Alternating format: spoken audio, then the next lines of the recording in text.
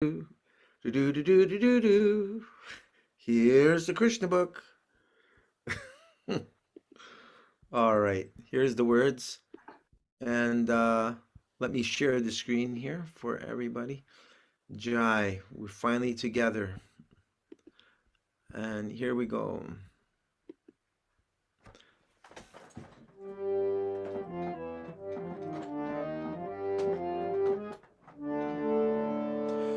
Krishna, Krishna, Krishna, Krishna, Krishna, Krishna, Krishna, hey. Krishna, Krishna, Krishna, Krishna, Krishna, Krishna, Krishna, hey. Krishna, Krishna, Krishna, Krishna, Krishna, Krishna, Krishna, hey. Krishna, Krishna, Krishna, Krishna, Krishna, Krishna, Krishna, hey. Krishna, Krishna, Krishna, Krishna, Krishna, Krishna, Rakshamam. Krishna, Krishna, Krishna, Krishna, Krishna, Krishna, Rakshamam. Krishna, Krishna, Krishna, Krishna, Krishna, Krishna, Pahimam. Krishna, Krishna, Krishna, Krishna, Krishna, Krishna, Paimam. Rama Raghava, Rama Raghava, Rama Raghava, Rakshamam. Rama Raghava, Rama Raghava, Rama Raghava, Rakshamam. Krishna Keshava, Krishna Keshava, Krishna Keshava, Pahimam. Krishna Keshava, Krishna Keshava, Krishna Keshava, Paimam. Hare Krishna, Hare Krishna, Krishna Krishna, Hare Hare, Hare Rama, Hare Rama, Rama Rama, Hare Hare. Hare Krishna, Hare Krishna, Krishna Krishna, Hare Hare, Hare Rama, Hare Rama, Rama Rama, Hare Hare. Jai, Jai, Jai. So it gives me great pleasure to have my dear Guru Bhai, Lakshminath Prabhu. Oh boy, In you're pushing it a little far, Guru Bhai. Who? and Lakshminath, I don't know if you'll remember our god sister, if you've met her before. She's actually looking so effulgent right now, you almost can't even see her. She's glowing. This is Bhavatrini Devi Dasi, the better half of Nrihari Prabhu. Bhavatrini, can you please take off your mute so that Lakshminath can hear your Yeah. Please remove your effulgence so Krishna. we can see her. Better. Yeah, I can see her. Yeah. Hare Yeah. Krishna. Hare She's the Yeah, reason I I'm in remember the you in show. LA, I think. You were in LA for a Yes. while, no? Yeah. I was, yes. Yeah, but I, Bhavatrini, you joined where, Bhavatrini, and what year was it?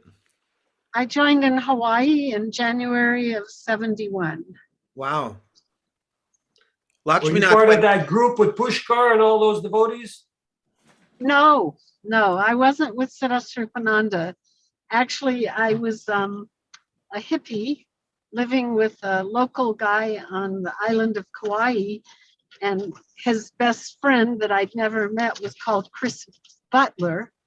And we decided we wanted to do yoga, so we were following some Satchidananda or something, and we were actually following the four principles, and we were chanting Hare Krishna because he liked that better than all the other so-called yoga practices. And then he had the album And Prabhupada. he had that album, the Happening album. Uh-huh. Okay. Yeah.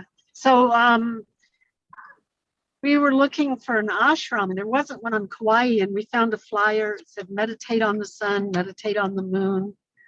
And Om All is One, come to Haiku Meditation Center on Maui. So I he watched my kids, and I flew over to Maui to check it out. And it was an ISKCON temple, but it had been Siddha Sripananda's group. And he had just a week or before that, or 2 weeks before that, Siddha Srupa had surrendered to Srila Prabhupada with 200 disciples. Wow. Okay.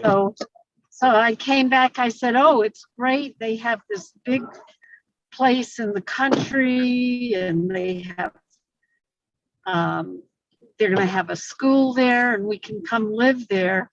So we were waiting to get some money to go there, and they sent us a letter, said it closed down. You have to go to Honolulu. So we went to the Honolulu City Temple, and there was Fred's best friend, Chris Butler, only his name was now Siddha Srupananda. Okay. So they said we couldn't live in the temple, so they sent us back to Kauai to open a temple at his family's house, and Siddha Srupananda was going to come over and help us. But shortly after that, his family was Filipino. They're famous for knives. One of his brothers didn't like us chanting Hare Krishna and tried to cut my throat. What? So we didn't Oh, have our God. temple established there very long. Who- And so I went to your Atlanta. boyfriend's family? Someone in your boyfriend's family wanted to cut your throat? Yes. That's a dangerous family. Yeah, because we were chanting Hare Krishna. Oh, wow. So anyway, we went to my hometown and moved into the temple in Atlanta. Okay. A little safer there. No one tried to cut your throat there. Were you there when No Prabhupada came in one- Atlanta in 75? No, actually, I left Atlanta, and I lived a lot of different places, but Okay. I left Atlanta in 71. Okay. So within Yeah. just a year of contacting devotees in Hawaii, you went to Atlanta and left Atlanta. Right. I joined the traveling roadshow. I ran off with the circus. So, I so left was the that Atlanta temple. was that just Mangalananda Prabhu, or was that Vishnu John Swami, or both of them? No, just Mangalananda. Yeah. And Kirtananda. And were you playing guitar in that? I was the lead singer because Mangalananda decided he didn't want to sing anymore. Oh, you became the He lead was singer. he wanted to be the cook. Okay. But we had plays also. And then Hari Kesh became the president. And the first thing he did was kick me out and tried to take over being the lead singer. But then Mangalananda decided he'd sing again. And then shortly after that, Vishnu John came. Oh. Oh, But that's when I moved to LA from there. And I Okay. spent quite some time in LA. Then I went back to Hawaii. And then I was actually in Toronto. I was in Dallas. it depends New what York. it depends what month India. you ask her.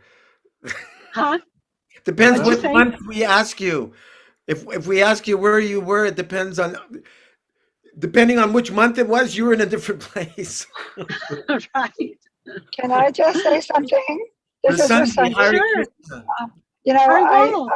Haribol, I don't know if anybody listened to the Grahasta perspective that Nuri Hari and Baba Trini were part of, and Nimai Chaitanya and Bahu Budara Prabhu and his wife Lalita. Anyway, it was amazing. Everybody, it was so sweet. You could see the love and affection and respect all these couples have for each other, and fun. They made marriage look like fun. It was wonderful. I highly recommend everybody watch it. It's fabulous. You know what I mean? Thank you. We can't hear you, Rasangi. Your voice is all broken up. Sorry, can't hear you. You're out of reception. Okay, did you not hear that? Anyway, it gives me great pleasure Did you hear the part where we heard you glorifying the Grahasta talks, and yeah, if we would have started They go 45 house to minutes house. ago. We would have Wonderful, started wonderful. 45 minutes ago, then I would have asked you to give the highlights, but we're like That's almost okay, no we're problem. halfway done and we didn't start yet.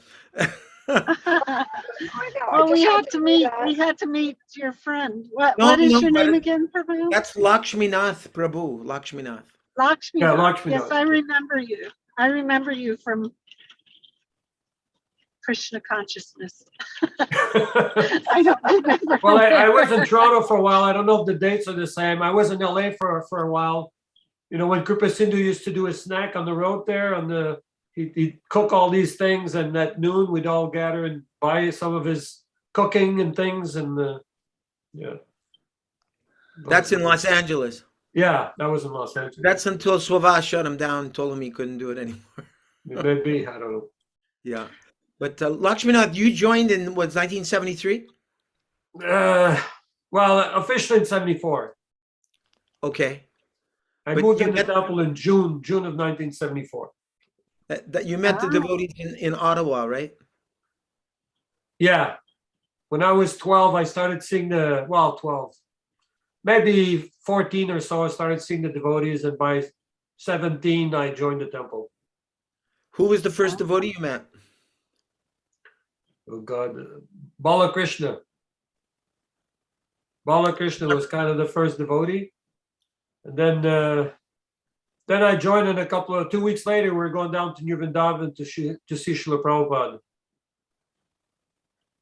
That's the first time I saw Srila Prabhupada. 1974. New Vrindavan. Yeah. I was in Toronto 74 and 75. Well, I And was then there in 75. Okay. Uttama Shloka was the president. Right. And because I joined in Ottawa, but I wanted to learn how to make mridungas. And Ishan went to India to learn how to make the mridungas. And Durya Guru's wife, Vrinda, was a potter, professional potter. So she was going to make the clay shells. And Ishan was going to do the letter part of the drum. But when he came back, he had a big boil. And he was stuck in the hospital here in Montreal. And we were gone on traveling party, a Sankirtan party with Giri Jadaval and Bhakti Marg, who's now Bhakti Marg Swami, and Dwarakanath, and myself. We went down to, and that's where we met Srila Prabhupada in Atlanta. Prabhupada came in Atlanta, I think it's January of 75 in Atlanta. Yes. Aruda Mosloka and Ishan didn't get along. So Ishan finally took off and went to LA, and that's where he made the Balaram drums and so forth. And instead of using clay, they used fiberglass, and they modified it, made it more modern. So, but it was supposed to be done in Toronto initially, but you know, I don't know. I remember that. Yeah. Yeah. So. Yeah, so happy to have Lakshmi. And then you met my husband in Montreal. Yes. Oh, you met your husband? Oh, the reason Rashangi was telling you about the Grihasta perspective is because Nari Hari and I were on the 3-couple panel. Yeah. She was saying. She was saying about it because we were there. I'd love to hear more about it. Maybe Wednesday we could take some of the time and you could give some. She's just saying you should watch it. Oh, okay. Yeah. She was just saying to watch it. If you give me the link, I'll certainly watch it. Yeah. Okay. Please. Okay, so I made a little slideshow. We have Shikarani here, our technical wizard. Haribol. Wizardess. Oh, great. Haribol, Haribol. And Haribol, Sikarani. yeah, if there's ever a problem, Sikarani can solve it. Just Lakshminath tried to get the problem is that I was trying to finish the slideshow right up to the very last second. Lakshminath arrived, Nahush arrived, and then when I came, Lakshminath had left, wondering, I guess, where I was. And so then when he tried to get back in, he couldn't get back in. I don't know why, but you know, he was, and so Nahush came to the rescue and he called Lakshminath. Yeah. So anyway, we're here. We're all here. We're here. Yay! Haribol! Haribol. Haribol. I prepared a slideshow. I just spent the last few hours making it. And Well, I can't wait to see it. yeah, okay. So where are we now? I'm gonna share. Nuri had to go in the store, but he'll be back. Okay. So Sure. let's do a recap from the previous chapter where can everyone see see the screen? Yeah? Yeah, I see it. Yes. Okay. Yeah, so Krishna and Balaram went to visit Akrura's house, and Akrura welcomed them and gave them service. And then he started offering all these wonderful prayers. There were 9 devotional prayers offered. In the course of them, Akrura refers to Krishna and Balaram as the cause of all causes. And Ishvara Parama Krishna, the first verse from Brahma Samhita, was quoted. So Bhavatrini, if I look down my column, I see that you'll be the first to read, then Lakshminath will read, then Shikarani will read, and Rasangi, I think she's driving, she can't read, and I don't know where Nahush is, because normally he would read, but I don't see him here I'm right here. now. Hari I'm Hari here. will be coming I'm here, back Baba. too. Oh, okay. So Bhavatrini, you can't read because you're driving, is that correct? No, I'm sitting in the parking lot and Nari Hari Oh. went into the store. So Okay. Yeah. All right. So anyway, I'll just read this part and then you can. Oh no, you go ahead. You go ahead, Bhavatrini. We're just doing Okay. a recap of what we read the other day. Okay, Lord Sri Krishna was very much pleased by Akrura's offering of prayers. With his smile captivating Akrura more and more, the Lord replied to his submissive devotional statements with the following sweet words. My dear Akrura, in spite of your submissiveness, I consider you my superior on the level with my father and teacher and most well-wishing friend. You are therefore to be worshipped by me. And since you are my uncle, I am always to be protected by you. I desire you to maintain me, for I am one of your own children. Apart from this filial relationship, an exalted devotee like you is always to be worshipped by everyone. Oh, desires by everyone desires good fortune must offer his respectful obeisances unto Personality. personalities like you who are greater than the demigods. People worship the demigods when in need of some sense gratification, and the demigods offer benedictions to their devotees after being worshipped. But a devotee like you is Akrura is always ready to offer people the greatest benediction. A saintly person or devotee is free to offer benedictions to everyone, whereas the demigods can offer benedictions only after being worshipped. One can take advantage of a place of pilgrimage only after going there, and worshiping a particular demigod involves long time for the fulfillment of one's desires. But saintly persons like you, my dear Akrura, can immediately fulfill all the desires of a devotee. My dear Akrura, you are always our friend and well-wisher. You are always ready to act for our welfare. Kindly, therefore, go to Hastinapur and see what arrangement has been made for the Pandavas. Lakshminath Prabhu, can you read next? Krishna was anxious to know about the sons of Pandu because at a very young age, they had lost their father. Being very friendly to his devotees, Krishna was anxious to know about them, and therefore he deputed Akrura to go to Hastinapur and get information of the real situation. Krishna continued, I have heard that after King Pandu's death, his young sons, Yudhisthira, Bhima, Arjun, Nakula, and Sahadev, along with their mother, have come under the charge of Dhritarastra, who is to look after them as their guardian. But I've also heard that Dhritarastra is not only blind from birth, but also blind in his affection for his cruel son Duryodhana. The 5 Pandavas are the sons of King Pandu, but Dhritarastra, due to Duryodhana's plans and designs, is not favorably disposed towards them. Kindly go there and study how Dhritarastra is dealing with the Pandavas. On receipt of your report, I shall consider how to favor them.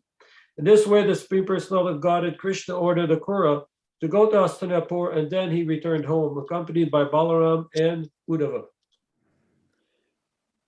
Okay, so that was the end of the 48th chapter. So does anyone have a reflection? Does anything stand out for anyone that we've just read just now?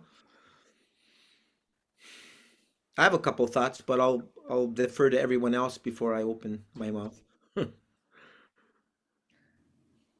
Well, I guess that I was a preliminary warning that Krishna wanted to give to Dhritarashtra, that your ill treatment of the Pandavas is not going to be very auspicious for you. So he wanted Akrura to go there. Akrura was a minister of Kamsa, so he knew a lot about military intrigues and political things and so forth. So therefore, he was qualified to go there and check out the scene. Akrura stayed there for, I think, a couple of months. Didn't go just for a day or two. He checked out with Vidura, Right. inquired from different personalities there, what's going on here. And he came and reported back to Krishna. And the report, I guess, wasn't so good. I just wanted to say to everyone, we started implementing this last session with the help of Mahabhuti Prabhu. At the bottom of the screen, I don't know if your screen looks the same as mine, but in the center it says share screen with the green line. Yeah. And then to the right of that is record, and then to the right of that is reactions. So if someone wants to speak, just click on reactions and you'll see the emoticons there, the different expressions. And so if I want to speak, for example, I just hit that and the little raise hand symbol appears. Does everyone see that? Yeah. Nahush, you see it, Nahush? Yes, I see it. Yes. Okay. Yeah. Thank you, Lakshminath Prabhu. I was just thinking, Bhavatrini, do you have something you want to say about what Lakshminath said or what we just read? No, I accidentally raised my hand when I tried to get out of the thing. So I was looking at raise your hand and I accidentally raised Okay. mine. You have I'm something you'd like lowered to say? now. Oh, you have No. nothing to say. Okay. No. Anybody else?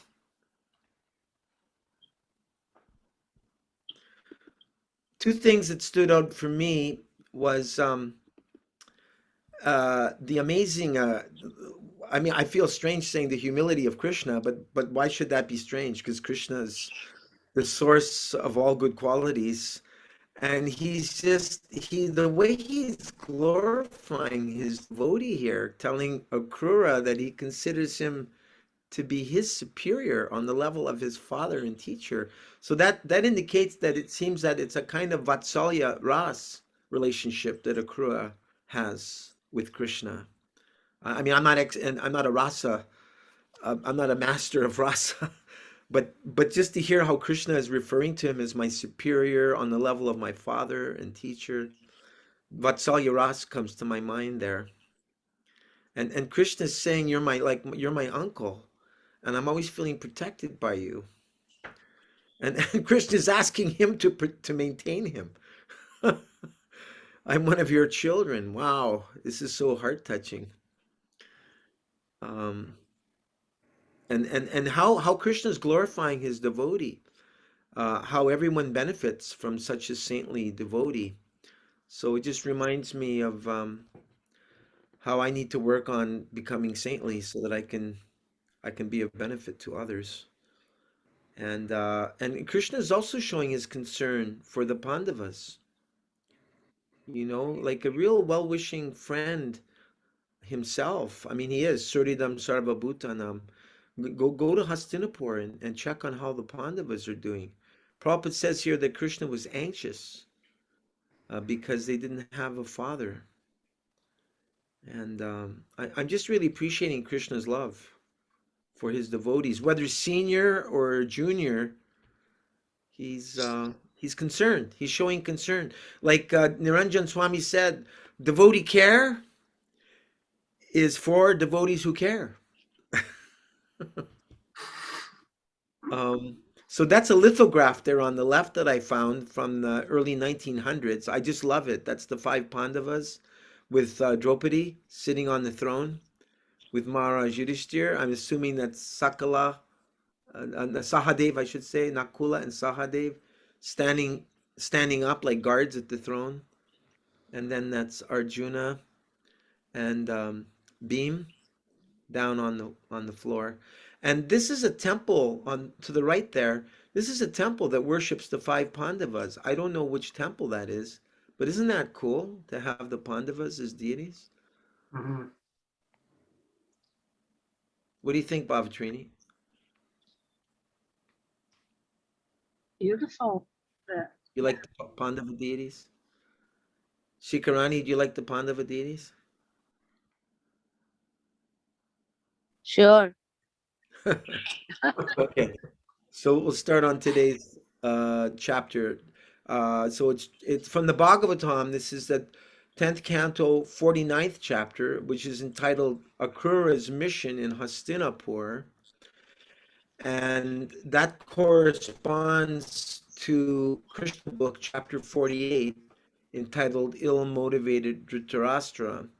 And these are some ruins here of what's left in at least when I went to New Delhi, I was told that Hastinapur is in the area which is called Old Delhi. So those are some of the ruins there.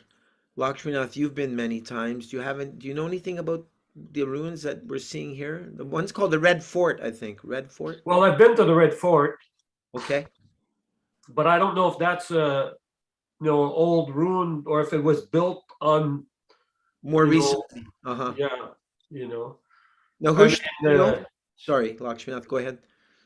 you've got Delhi, and then that was Hastinapur, and then you have Indraprastha, which is Right, supposed to be like the city of Indra, and that's where the Pandavas were exiled, and right, they went to the Kandava forest, and right. Maya came and built the city and all that stuff.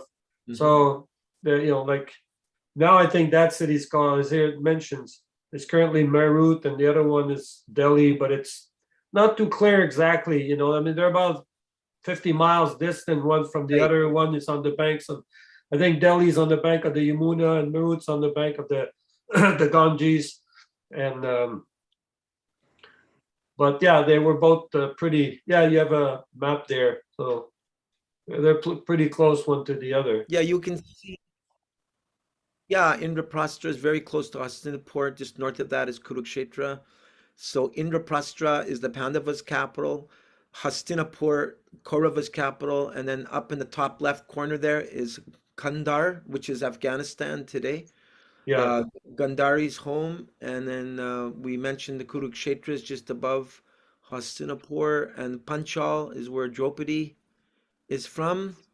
And let's see, I'm almost done, folks. I'll stop in a second. Yeah, Draupadi's place is just a little bit southeast, and then Dwarka, Krishna's kingdom, which we'll be reading more about in upcoming chapters of Krishna book, is to the left there, and then finally Anga to the far southeast is Karna's kingdom. Thus being ordered by the Supreme Personality of Godhead, Sri Krishna, Akrura visited Hastinapur. Hastinapur is said to be the site of what is now New Delhi. The part of New Delhi which is still known as Indraprastha is accepted by people in general as the old capital of the Pandavas. Okay, we got two participants have raised their hands. Let's go see whose hands are up there. Who has something to say? Yes, Prabhuji, please speak.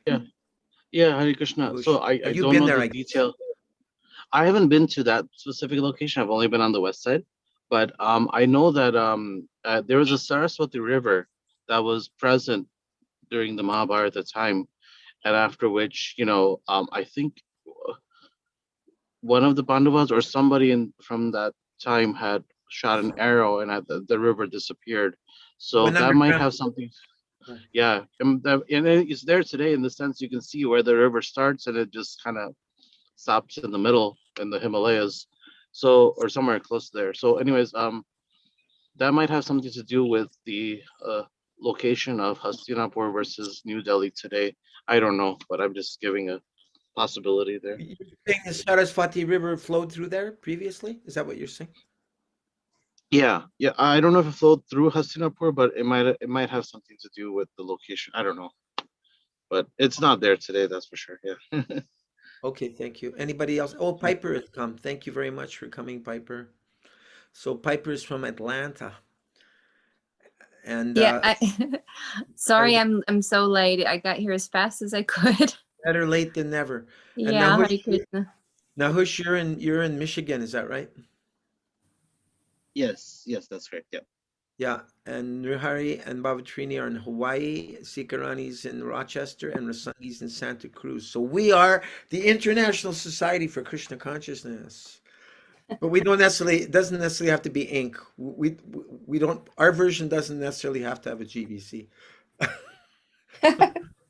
Ravindra Swarup Prabhu said that in New Vrindavan. He said, Prabhupada said in the future, in the spiritual world, there is also an ISKCON there. And he said, but don't worry, there won't be a GBC. And everybody laughed. Ha ha ha. Okay, I'll get back on track here, folks. Okay, so let's see. Who's Lakshmanath is read, and I've done some reading. Bavatrini has read. And if I look down the view here, let's see, how do we do this? Speaker, who's next? Looks like Piper. Looks like you're going to be next to read a little bit here. Okay, let me share the screen. And okay, so I put up the map just to give everyone a sense of where Akrura is going. He's traveling from Mathura. If you can see there, it's kind of in the center of the map, just above Shishupal's place. And he's taken a chariot up there to Hastinapur.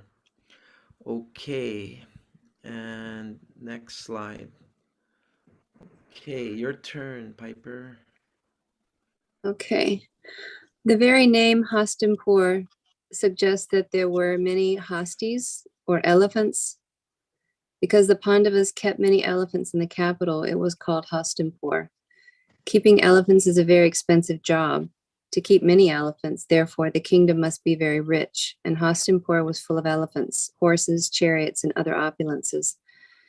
When Akrura reached Hastinapur, he saw that the capital was full of all kinds of opulences. The kings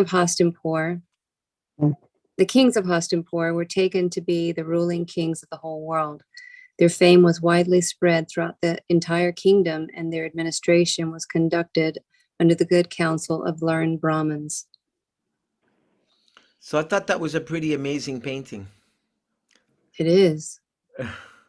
I don't know who did it, but it just shows what a central figure elephants played in the culture. Yeah. Does anyone want to say anything about elephants before we move on? Guruvayur, I think it's Guruvayur, there's the tusk of elephants. That's in South India. This particular elephant, because in South India, they use elephants. Guruvayur, there's many elephants, and the Chota deity, the small deities are, when they do, like a palanquin parade, they take those small deities, and this elephant would carry those deities. This particular elephant every day would come and offer obeisances in front of the temple, and he would fast on every Ekadasi.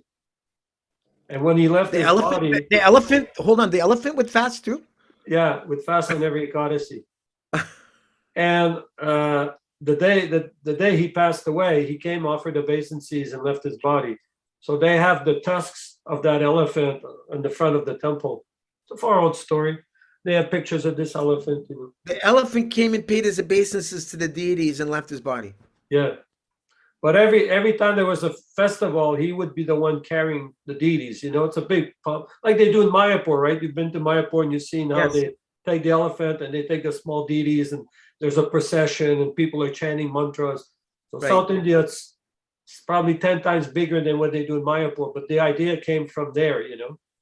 I stayed at yeah. Dr. Shiv Kumar's Ayurvedic clinic in Manipal, which was just down the road from Udupi. And if you just go out on the road and stick out your thumb, a motor scooter will stop and In 5 minutes, you're in Udupi. And I remember being there one afternoon for prasadam. Very, very wonderful pandas there. They give free prasad for like 200 people every day. And you can go see the Udupi Krishna deity. But there near the temple, in the evenings, they would put a deity on top of the elephant, and they had these kind of like shanais, sort of like Yeah, making, yeah. and and then they had the drummers,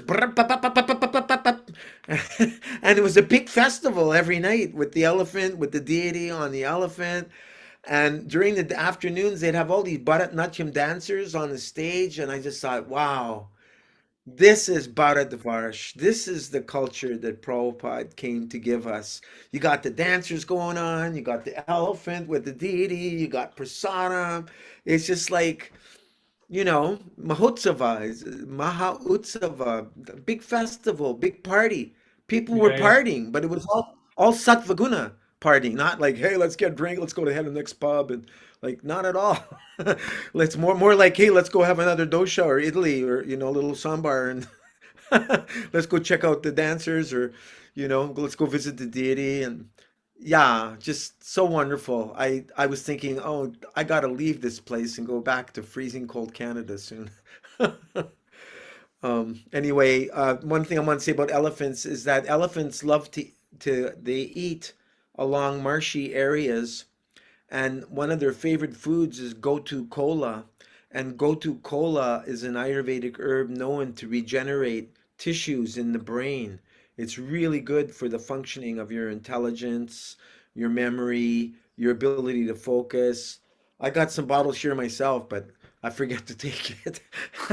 But but we had It'll last you a long time. there's that saying that an elephant never forgets. So it's just my speculation, and one reason the elephants are so smart is they eating a lot of gotu kola. And so I went to a South Indian food store one time, and I saw that they sell fresh gotu kola. You can buy it actually in the supermarkets of the South Indian stores. So just thought I'd throw that in. Okay, so Piper is read. Now Nirhari or Bavatrini, are you? No, you've read already, Bavatrini. Is Nirhari able to read, or should I ask Nahush? He's driving.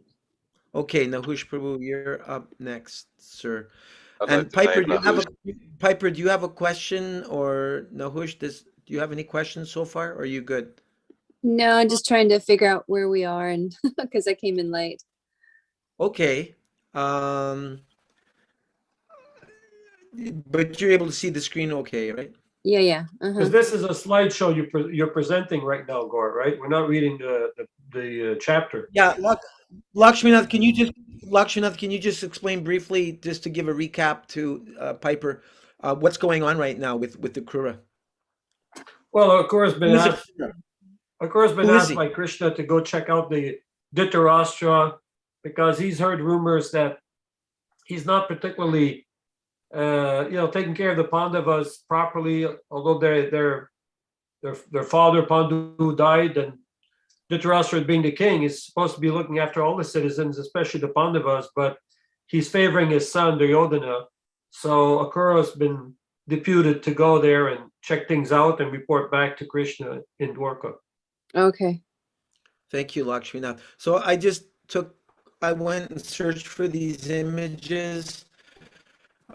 When Krura arrives in Singapore, he goes to speak to King Dhritarashtra, who's the top left, and then he goes and speaks to Bhishma, the grandsire, next to him. Then he goes to speak to Vidura, which is the third painting. Then he goes to speak to Queen Kunti, who's there at the chariot talking to Krishna. Then he goes and speaks to Dronacharya, that little image in the left corner, and Dronacharya, both Dronacharya and Duryodhan. And then he goes to speak to Karna, that really fiery looking warrior. And then he goes and he speaks to all the five Pandavas and the wife there, Draupadi, and there's Queen Kunti at the bottom. Lakshminath Prabhu, just refresh my memory for a minute. Bhishma, in relationship to Dhritarashtra, what is Bhishma considered the grandfather also of Dhritarashtra? What's his relationship? This His is their brother. They're brothers. They're brothers. Bhishma and Dhritarashtra are brothers. And Vidura also. Well, yeah, they're brothers from the same mother. They're not brothers from the same father, but Okay. Because Vyasadeva is the father of Dhritarashtra, and he's also Vyasadeva is the father of Vidura. But what about Bhishma? Who is his father? Vijitavirya. Piper is trying to help us out here with No, it. No, Bhishma's father is Santanu, But and the mother, it's his Ganga. second, the mother is Ganga. Yeah. So the second His name is Gangaya too. Gangaya. So actually he's there. So Bhishma is the Hold on, Piper. Hold on. stepmother. He's actually their stepbrother because, well, wait, no, Dhritarashtra is the son of Santan. He's actually Bhishma's their uncle. I'm sorry, not brother. Santanu. Piper's Yeah. got all the information. I'm trying to Okay. look at it and figure it out. It says Vichitravira was Yeah, is the two brother. Of wives, Bhishma. Ambika and Ambalika. Say that again. Your voice got interrupted. Here it looks like Vichitravira Yeah, had two wives, Ambika and Ambalika. yeah. And Ambika and Vyas had Dhritarashtra. Uh-huh. That's what Okay. it looks like here. Well, Let's see. Let's have a look at that. Can everyone see? I have it straight. Can I tell you? I Yes, just please, was go ahead. confused.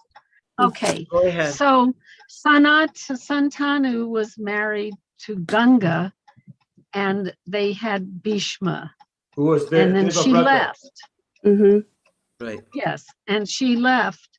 And then Santanu wanted to marry the Satyavati. fisherman's daughters. Yes, Satyavati. Satyavati. And she had two sons. One of them was killed by a Gandharva who had the same name. So she had one son left and he had two wives, but he was ill and he never had children. So Oh, he was then cursed. Yeah, by the way. go ahead. he was cursed. Anyway, so the second wife, what was her name? Satyavati. Satyavati. Before marrying Santanu, she had a child with Parasara Muni, and that was Veda Vyas. So she called on her son to come and impregnate the two wives of his brother. And he impregnated the first one, and she was so frightened she closed her eyes, and so Dhritarashtra was born blind.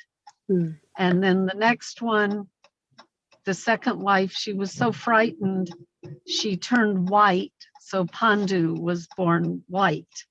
And I don't remember which wife, and she tried to be sneaky. She had her maidservant meet with Veda Vyas. He was very scary looking with dreadlocks, and so that was Vidura. So he was the son of a Sudra.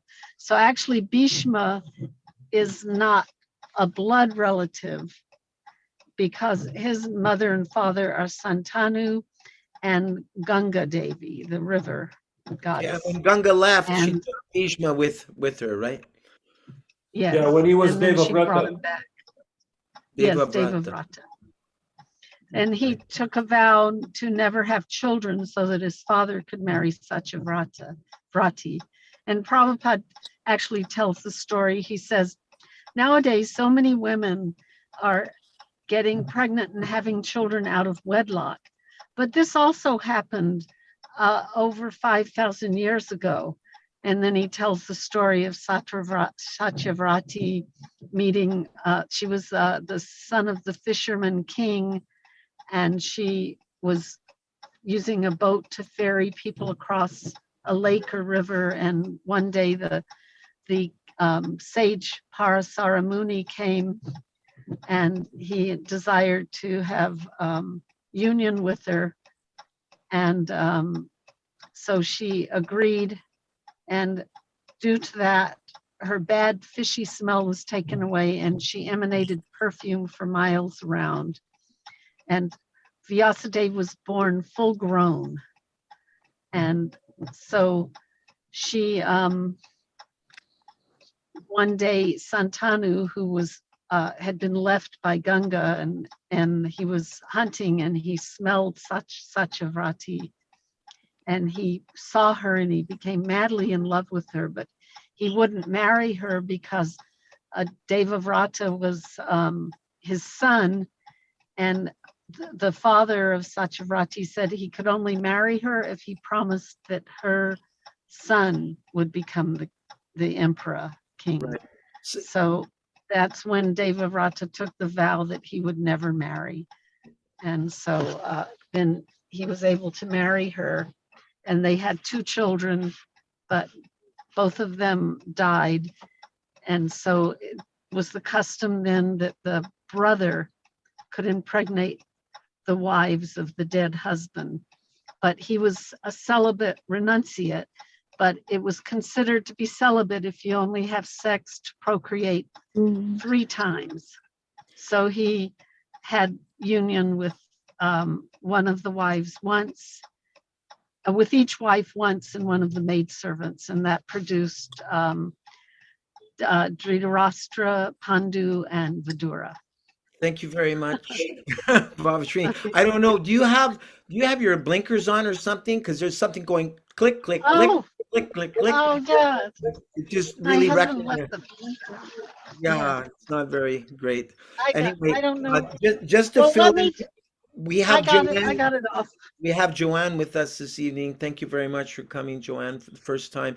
This is the history of the Mahabharat, Joanne, 2 of the great epics of India. There's the Mahabharat and there's the Ramayana. And so that is all the history. It sounds very complex. That Bhavatrini was just, I know it's difficult, for a first timer to absorb all of that. But anyway, that's just some of the background information. So Nahush, Prabhu, you have not read yet, and then after that it's Sikarani, and I don't know if and we have Vedavati with us this evening too. So that's the order: Nahush, Sikarani, Vedavati, and then if Joanne wants to read, she's also welcome to do that. Okay, so let's go back to the slideshow that I created today.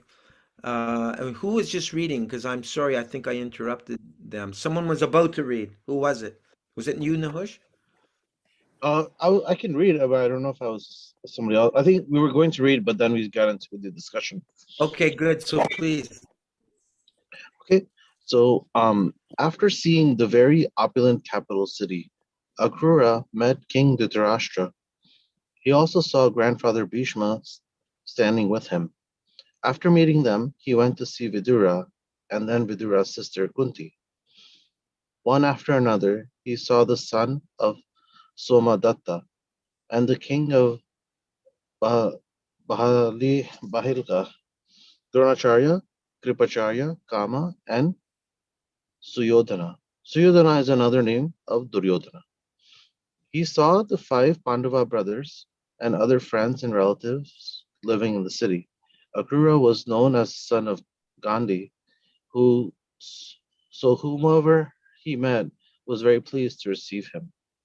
He was offered a good seat at his receptions, and he inquired all about his relatives' welfare and other activities. Since he was deputed by Lord Krishna to visit Hastinapura, it is understood that he was very intelligent in studying diplomatic situation. Dhritarashtra was unlawfully occupying the throne after the death of the king Pandu, despite the presence of Pandu's sons. Akrura wanted to study the whole situation by remaining there. He could understand very well that ill-motivated Dhritarashtra was much inclined in favor of his own sons. In fact, Dhritarashtra already usurped the kingdom and was now instigating and planning to dispose of the 5 Pandava brothers.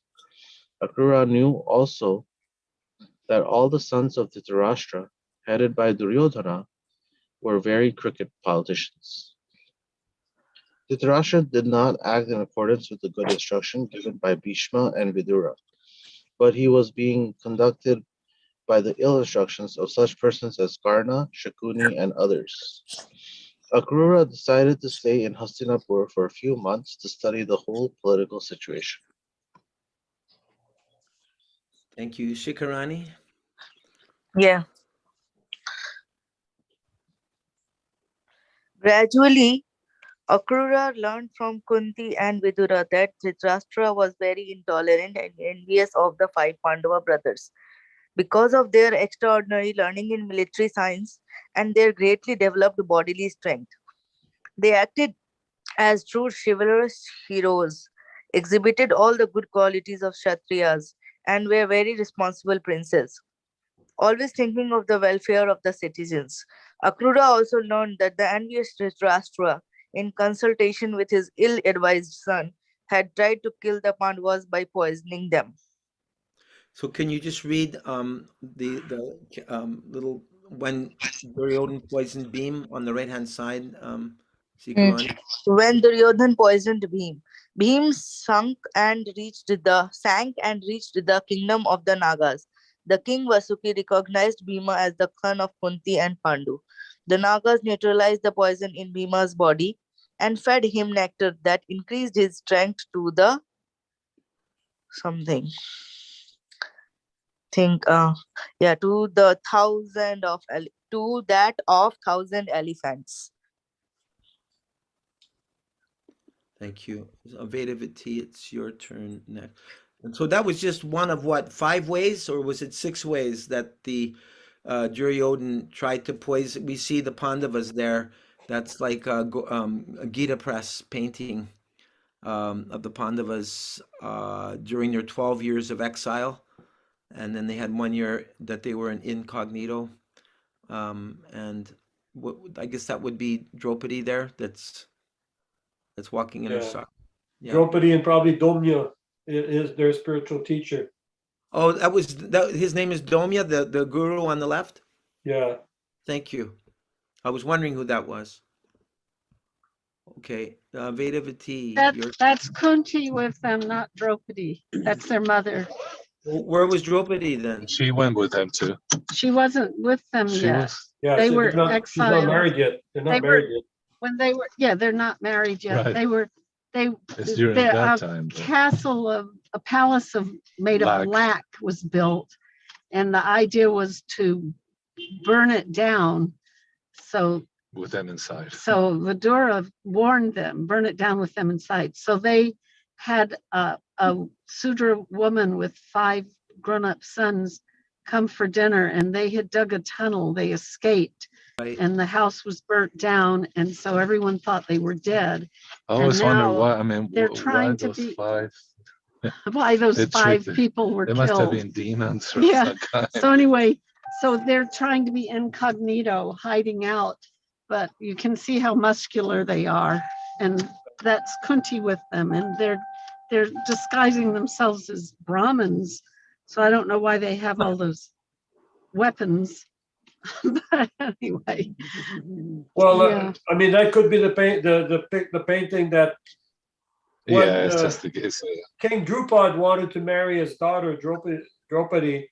He did, they would invite all the princes to come. So they were incognito, so they came disguised as Brahmins. And that's where the first time that Krishna met the Pandavas, he had never met them before. At that Swarambar, that's when they met.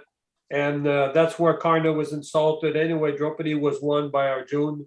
And so that's the whole event there, I guess. That's why they're dressed like the Brahmins, same but they're teachers. disguised. They were incognito at that time.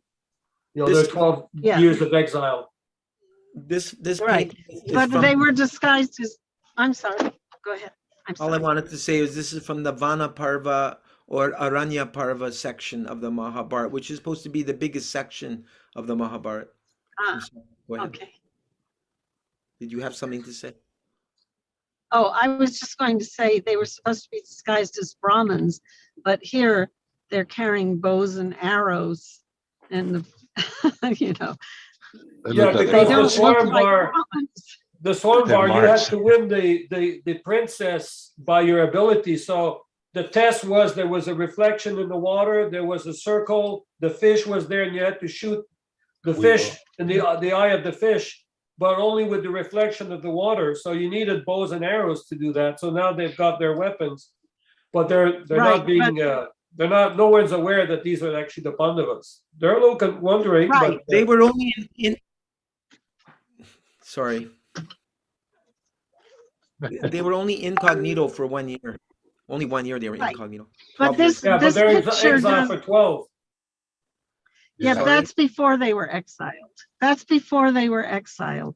Yes. This picture doesn't make sense though, because Draupadi did not go with them to the Swayamvar of Kunti did not go with them to the Swayamvar of Draupadi, and they didn't all go and compete. Yeah, So yeah, it was, it's a strange painting. you know, It's yeah. But Creativity. it's interesting, and It's also a poetic license, you know, the artist has poetic to dictate license. them. Marie's saying the artist Creativity, just could you continue, please? You want me to read now? Please. Okay. Akrura happened to be one of the cousins of Kunti. Therefore, after meeting him, she began to inquire about her paternal relatives. Thinking of her birthplace, she began to cry. Note, Kunti was the daughter of Shurashena, the Yadava ruler of Mathura, her birthplace. Her birth name was Prita. She is the sister of Vasudev, the father of Krishna, and shared a close relationship with Krishna. Her father gave Kunti to his childless cousin, Kunti Bhoja. She asked Akrura whether her father, mother, brothers, sisters, and other friends at home were still remembering her. She especially inquired about Krishna and Balaram, her glorious nephews. She asked, does Krishna, who is the Supreme Personality of Godhead, who is very affectionate to his devotees, remember my sons? Does Balaram remember us? Inside herself, Kunti felt like a she-deer in the midst of tigers, and actually her position was like that. After the death of her husband, King Pandu, she was supposed to take care of the 5 Pandava children, but Dhritarastra was always planning to kill them. She was certainly living as a poor innocent animal in the midst of several tigers. Being a devotee of Lord Krishna, she was always thinking of him and expected that one day Krishna would come and save them from their dangerous position. Whoops, Sorry. where did the, Sorry. that's all right. She inquired. Dangerous position. She inquired Okay. from She inquired from Akrura whether Krishna proposed to come to advise the fatherless Pandavas how to get free of the intriguing policy of Dhritarastra and his sons. Thank you. Joanne, are you able to read? Would you like to read? I don't even know if you're still there. I can't tell. Let's see. Okay. All right. So Sikarani is read. Piper is read. Rasangi, are you able to read now? Or are you still driving? Rasangi? Okay, she can't answer. I see that Anne is there after. I'm not sure who Anne is, but Anne, would you like to take a turn reading? No response from Anne. Okay, I guess it's back up to the top, or back to the top of the list. So I'll read a little bit. All right. So by talking with Akrura about all these affairs, Kunti, felt herself helpless and began to exclaim, my dear Krishna, you are the supreme mystic, the super soul of the universe. You are the real well-wisher of the whole universe. My dear Govinda, at this time you are far away from me, yet I pray to surrender unto your lotus feet. At the present moment I am very much grief-stricken with my 5 fatherless sons. I can fully understand that, but for your lotus feet, there is no shelter or protection. Your lotus feet can deliver all aggrieved souls because you are the Supreme Personality of Godhead. One can be saved from the clutches of repeated birth and death by your mercy only, my dear Krishna. You are the Supreme Pure One, the Super Soul, and the Master of all yogis. What can I say? I can simply offer my respectful obeisances unto you. Accept me as your fully surrendered devotee. Although Krishna was not present before her, Kunti offered her prayers to him as if she were in his presence, face to face. This is possible for anyone following in the footsteps of Kunti. Krishna does not have to be physically present everywhere. He is actually present. He is actually present everywhere by spiritual potency, and one simply has to surrender unto him sincerely. When Kunti was offering her prayers very feelingly to Krishna, she could not check herself and began to cry loudly before Akrura. Lakshminath Prabhu, your turn. Vidur was also present, and both Akrura and Vidur became very sympathetic to the mother of the Pandavas. They began to solace her by glorifying her sons, Yudhishthira, Arjuna, and Bhima. They pacified her, saying that her sons were extraordinarily powerful. She should not be perturbed about them, since they were born of great demigods, Yamaraj, Indra, and Vayu. Would you like to say something about, I found these two paintings where Kunti is summoning various demigods who would become her sons. Would you like to say something about that? Who, me? Yeah. Well, I mean, she, as a young girl, Durvasa Muni came, and he was a very mystic, powerful yogi. So she took care of him, serving him, serving his meals and so forth. So he gave her a blessing that any demigod she would summon, they would come.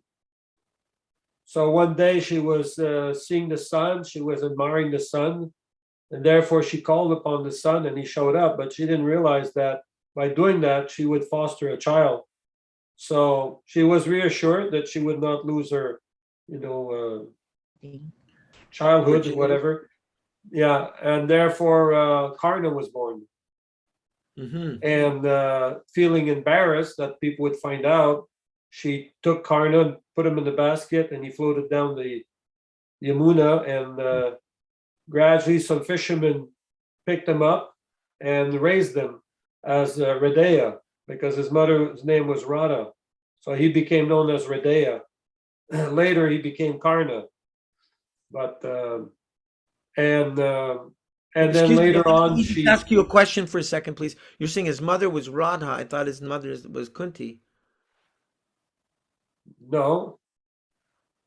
I mean, She yes, adopted. is publicly, socially, he was Radha. Okay. But hiddenly, that no one knew, even Karna didn't know his real mother. He had, who she was, because he was a young baby left in the basket and drifted down the Yamuna. So as a baby, he didn't know. So he was adopted by Radha, and that's what he was known. So later on, when there was the Swaramvar, when Draupadi was going to be married, he came, and the Pandavas objected that, who are you? What's your Gotra?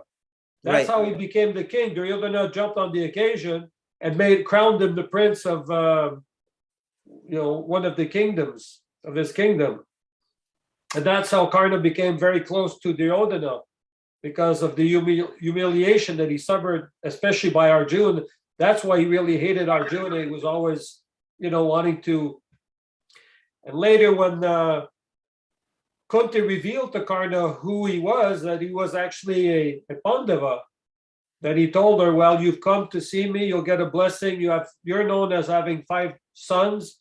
At the end of the battle, you'll also have 5 sons. Either I'll survive, or Arjun will survive. So that was his blessing, that one of the two would die in the battle of Kurukshetra. But that was, of course, later on. So actually, Kunti had 6 sons then. Yes. Yeah. Okay. And when she revealed that to Yudhishthira, they were all, as we say, fried, to hear this.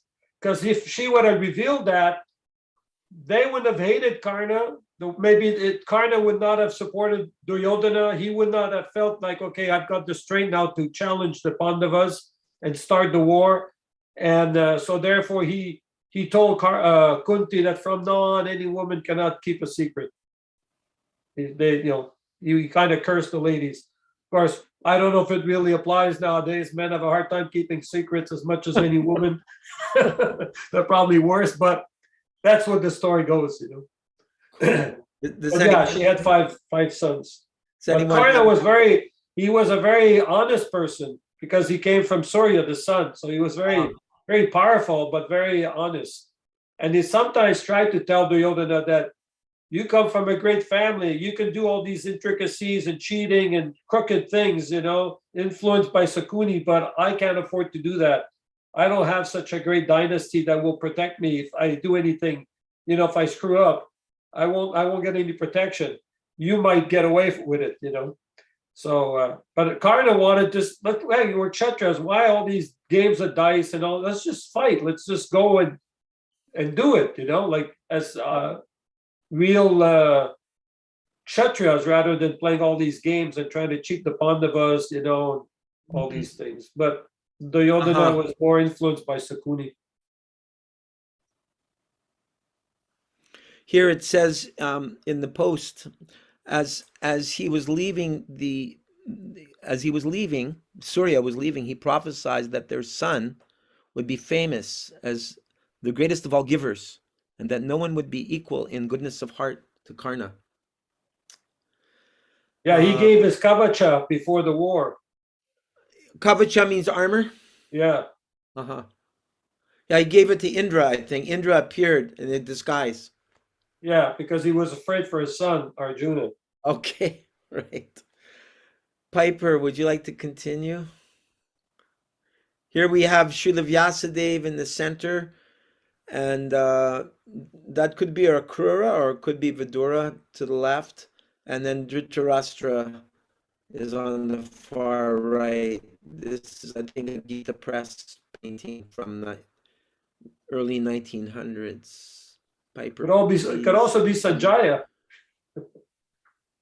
Yeah. Oh, yes. Okay. Anyway, I'm just throwing my 2 bits. Yeah. All right. Thank you. Accepted. Okay. Shall I go? Please. Okay. Akrura decided to return and report on the extreme circumstances in which he found Kunti and her 5 sons. He first wanted to give good advice to Dhritarastra, who was so favorably inclined towards his own son and unfavorably inclined towards the Pandavas. When Kunti and Dhritarastra were sitting among friends and relatives, Akrura began to address him, calling him Varchitravira. Varchitravira means the son of Vichitravira, and Vichitravira was the name of the father of Dhritarastra. But Dhritarastra was not actually the begotten son of Vichitravira. He was the begotten son of Vyasadeva. Formerly, it was a system that if a man were unable to beget a child, his brother could beget a child in the womb of his wife. That system is now forbidden in the age of Kali. Akrura called Dhritarashtra Varchitravira sarcastically because he was not actually begotten by his father. He was the son of Vyasadeva. When a child was begotten in the wife by the husband's brother, the child was claimed by the husband. But of course, the child was not begotten by the husband. This sarcastic remark pointed out that Dhritarashtra was falsely claiming the throne on hereditary grounds. Actually, the son of Pandu was the rightful king, and in the presence of Pandu's sons, the Pandavas, Dhritarashtra should not have occupied the throne. Akrura then said, "My dear son, Vichitravira, you have unlawfully usurped the throne of the Pandavas. Anyway, somehow or other, you are now on the throne. Therefore, I beg to advise you to please rule the kingdom on moral and ethical principles. If you do so and try to teach your subjects in that way, then your name and fame will be perpetual." Akrura hinted that although Dhritarashtra was ill-treating his nephews, the Pandavas, they happened to be his subjects. Even if you treat them not as the owners of the throne, but as your subjects, you should impartially think of their welfare as though they were your own sons. But if you do not follow this principle and act in just the opposite way, then you will be unpopular among your subjects, and in the next life you will have to live in a hellish condition. I therefore hope that you will treat your sons and the sons of Pandava equally. Thank you. Does anyone have any reflections or questions before we move on? Yes, Prabhuji. Yes. I want to say something on this matter, and I think the way Dhritarastra treating his sons versus sons of Pandu, it's really well reflected in the first verse of the Bhagavad Gita, which is Dharma Kshetre Guru Kshetre. Well, hold on one second. I don't know the verse by heart, but Dharma kshetre kurukshetre samaveta yuyusava mamaka pandavascheva kimakurvata sanjaya. Jaya. yes, Yeah. exactly. And then he says like Mama, like my sons versus the sons of Pandu, and this is different because even though he's their uncle, the Pandava's uncle, and so for uncle to differentiate his own sons versus his nephews, like even in the Indian culture, like a cousin is referred to as a brother in like common language, in the manner of speaking. So the way, so his mindset is differentiated like that. And even in like Indian languages, the term vichitra means like weird or like something odd, something off. So it's very telling of his mindset that this is mine, my kingdom, my sons. So I just wanted to reflect on that point. So Well, Srila Prabhupada Do you have explains any that- light where you are? Go ahead, Lakshmina. Well, Prabhupada explained that I was just asking that question. Sorry, go on. Go on. that Dhritarastra being blind, being the eldest, but being blind, felt there was some injustice on him, put upon him. And because he was blind, then his brother Pandu became the king. But Pandu died prematurely. So then he thought, well, now it should be me, because Vidura was considered to be a Sudra. So he couldn't take over the kingdom. So Dhritarashtra thought, well, I'm blind. I've already been unjustly treated because nature has caused me to be blind. Now I lost the ability to be the king because of my blindness. I'm doubly insulted here. And now my sons, because Yudhishthira is the eldest, he should take over the kingdom. It should be Duryodhana, my son. There should be some fairness here. So he always had that intricacy. And because Shakuni was Gandhari's brother, he always favored Duryodhana. So that's where the whole thing started, brewing.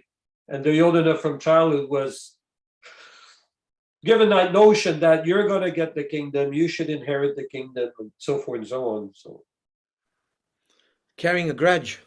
yeah. Does And anyone? Prabhupada said that's why they were known as the Kauravas and the Pandavas. He separated them already, Instead of including and saying the Pandavas are Kauravas, he started calling them sons of Pandu. So a way of psychologically distancing them from the rest of the heritage. They were all, because they're all descendant of Kuru, King Kuru. That's why Kurukshetra, Dharma Kshetra, Kurukshetra, because that field of Kurukshetra was actually a place of worship for King Kuru, who had done a lot of sacrifices and so forth. And anyone who died on Kurukshetra because of this King Kuru would immediately go to heaven. That's one of the reasons they chose that place to go and fight. It was a holy place. Thank you. So Nitya Leela has come all the way from Pakistan. So just Nitya Leela and Nirhari Prabhu are the only ones that haven't read tonight. Nirhari, are you there to read or are you busy? Yes, let me get my glasses. Okay, thank you. So here we are. Okay, we finished that. And That's so all. yeah, there's a warning. Akura's been giving a warning that if you keep abusing your nephews, child abuse, future doesn't look very bright. And then he continues on. Nirhari. Okay. Akrura hinted that if Dhritarashtra did not treat the Pandavas and his sons as equals, then surely there would be a fight between the two camps of cousins. Since the Pandavas' cause was just, they would come out victorious, and the sons of Dhritarashtra would be killed. This was a prophecy told by Akrura to Dhritarashtra. Shall I go on? Yeah, sure. Akrura further advised Dhritarashtra, in this material world, no one can remain as an eternal companion to another. By chance only we assemble together in the family, in the society, in the community, or in the nation. But at the end, because every one of us has to give up the body, we must be separated. One should not, when you move, Sorry. one should not therefore be unnecessarily affectionate toward family members. Dhritarashtra's affection was also unlawful and did not show much intelligence. In plain words, Akrura hinted to Dhritarashtra that his staunch family affection was due to his gross ignorance of fact. Although we appear to be combined together in family, society, or nation, each one of us has an individual destiny. Everyone takes birth according to individual past work. Therefore, everyone has to individually enjoy, you have the arrow right over it, or suffer the result of his own karma. There is no possibility of improving one's destiny by cooperate living. Sometimes it happens that one's father accumulates wealth by illegal ways, and the son takes away the money, although it is hard earned by the father. It is just like a small fish in the ocean who eats the material body of the large old fish. One ultimately cannot accumulate wealth illegally for the gratification of his family, society, community, or nation. That many great empires which developed in the past are no longer existing because their wealth was squandered away by latter descendants is an illustration of this principle. One does not know this subtle law of fruitive activities and thus gives up the principles of moral and ethical principles, only carries with him the reactions of his sinful activities. His ill-gotten wealth and possessions are taken by someone else, and he goes to the great darkest region of hellish life. One should not therefore accumulate more wealth than is allotted to him by destiny. Otherwise, he will be factually blind to his own interest. Instead of fulfilling his self-interest, he will act in just the opposite way for his own downfall. Thank you. Nicholila, are you able to read? Yeah, thank you, please. Okay, there you go. Something So I was I, thinking something whenever if you don't Prabhupada, mind.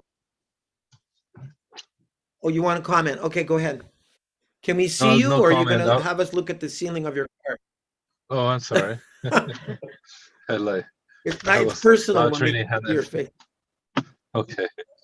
Thank you. Um, And Nahush, no, when you I was speak, if just you could thinking. turn on the light. Sorry, go ahead. No, can you go back to the screen? The last Okay. paragraph. I just want to say, Nahush, when he's speaking, if you can turn on the light, it's nice to see people's faces. I mean, I understand if someone has to be a black box, they can be a black box if they want, but it's more personal when people have light. We can see your face. Anyway, okay, I'll go back here where we just were, and where do you want me to go back to exactly? How far back? The last part there. Let me see. It's so small for me.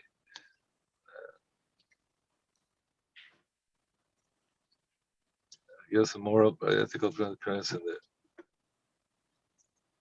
subtle.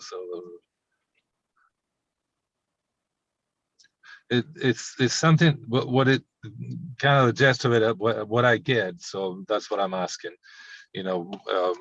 is that one should not take what's not allotted to him, so or her. And so it kind of depends on our destiny, doesn't it? But how would you know? You know what I mean, you have here Kshatriyas doing action, going and conquering. They're pretty, actually, the dynasties were pretty expansive. And they're expansionists. And so what is their destiny? Should they just sit where they're supposed to be? You know what I mean? I don't know if I'm clear on this. Yeah, I get, I understand what you're saying. Lakshminath, go ahead, please respond. Well, I understand what you're saying. I mean, usually kings would conquer other kings, you know, you conquer and enlarge your kingdom because you're only as big, the king's only as big as his kingdom. So they would always be fighting amongst themselves and conquering. And so what's right, what's not, you know, what is your allotted karma, you know? I guess if you win the battle, it was yours. I don't know. It's hard to define that. Yeah. Because I'm talking to the bodies. They said, well, you know, in their case, I said Dhritarastra, it's all predestined. It's all lila, and so some of these principles are. I mean, what we see is more illustrative to, you know, it's just to show us, you know, the action reactions actually show us who, you know, what is most important actually, being surrendered to Krishna, like the Pandavas were, and since they're pure devotees, you can say that, well, they're going according to their charts, their astrological charts, and so, you know, there's just it's just very subtle and funny thing, you know, but you can see what is not just for a Kshatriya should be just, and in the case of Dhritarashtra, we can see that he's usurping the throne actually, and so that could consider ill-gotten wealth, wouldn't it? That's my question. Yeah, that's ill-gotten wealth in my understanding. And also that statement earlier on, I was thinking, I mean, I didn't want to open it up to this because it's a huge discussion, because we've only got 3 slides left to finish the whole story. So it'd be Okay. a shame if we have to, you know, start again. I mean, but anyway, the point that I saw here was that one should not therefore be unnecessarily affectionate toward family members, because we're going to be separated, and Dhritarashtra's affection was also unlawful and did not show much intelligence. So I was just thinking back, you know, to earlier years when we joined in the 70s. There was this fanaticism that you don't show, like showing unnecessary affection was almost like you don't show any affection at all because it's all Maya. But that's not what Prabhupada's saying here. It's my understanding is that unnecessary affection is to the point that where you become like a Dhritarashtra, where, you know, you're forceful about what do they call it? Nepotism? Is that the term, nepotism, where you play favorites with your family members and you make sure that they Yeah, get you only favor your, you know. right. Yeah. But that if you don't give your family members sufficient affection and you're not getting enough affection, then that can also cause the breakdown of a marriage or a breakdown of a family. So it's a matter of finding the balance. Hey, Bhavatarini, didn't Prabhupada say something about if you can't love each other, how can you learn to love Krishna? Yes. Do you remember that? Yes, Somebody it was said that. It was I actually was in a quoting letter. Bhavatarini the other day. It was actually in a Tell, letter to please. Kavi Chandra. It was in a letter to Kavi Chandra and Mahasini. And Okay. they were a married couple living in Dallas at the Gurukula. And he told them that if you can't show love and affection for your family members, how can you how can you develop love and affection for Krishna? Yeah. Hello. Wow. Yep. I was there. you know, Wow. we were in a mission during Prabhupada's times too, you know, so I went on to do some, I remember joining Gargamuni's party and his preaching, you know, was pretty heavy, the attachment from family. Wow. Um, Wow. and so I left my 1-year-old son, a devotee, you know, my wife, to go on traveling and collect for a greater cause. Well, Yeah. but isn't it such a fine thing? My wife reproached me forever for leaving, although she wanted me to go. She packed your bags. She packed my bags and said, "Go take sannyas, you know, be someone." Wow. Either become I mean, someone important. it makes sense. If we can't, what do we think? We're going to just jump up there from like 0 to 100 and be able to relate in the spiritual world? We have to practice love here. We have to practice Yes. love and kindness and, right, humility and relationships here. Yeah, yeah. I We're guess not we didn't talking But have about much always, like I said, I mean, we Go ahead. could get, you know, going back to that, the overly attachment. So we have to kind of use common sense, you know, don't be ruthless. You know, Gargamuni's idea was that, well, you know, you're going to stay home just to raise one child, but how many children are in the world, you know? And he's not really your son, is he? I said, no, I mean, you're right, you know, it's like I couldn't negate that, you know? So philosophy is like, it could be real funny. So I think always goes back to that, the spiritual master. We need to consult with him in every aspect. And I believe so, but in those days we only thought that Vapu was the only way to consult with him. Thank you. Yeah, I'm just raising my hand so that Lakshminath can make a comment. Let's use the raise hand system. After me is Nahush Prabhu, and then there, and I'm still waiting for Nichalila to have her turn to read. So if we have a point, let's just make it, and then we'll go on to the next devotee. Lakshminath Prabhu, you had something you wanted to say? Well, I guess in those days we didn't have much gray matter, so we didn't see gray areas. We saw white and black, you know. So, I mean, it was the same thing with cold showers. We heard that in India that, you know, people just take cold showers. So I mean, if you took any hot water, you were in Maya. But in Canada, the water was -30. You know, I mean, I remember this person who joined. He had an epileptic fit taking a cold shower, you know, the tub, you know, because the water was so cold. So yeah, we were pretty green. We misunderstood a lot of these instructions the Prabhupada were giving us. And of course, the philosophy, you can twist it in any shape you want, right?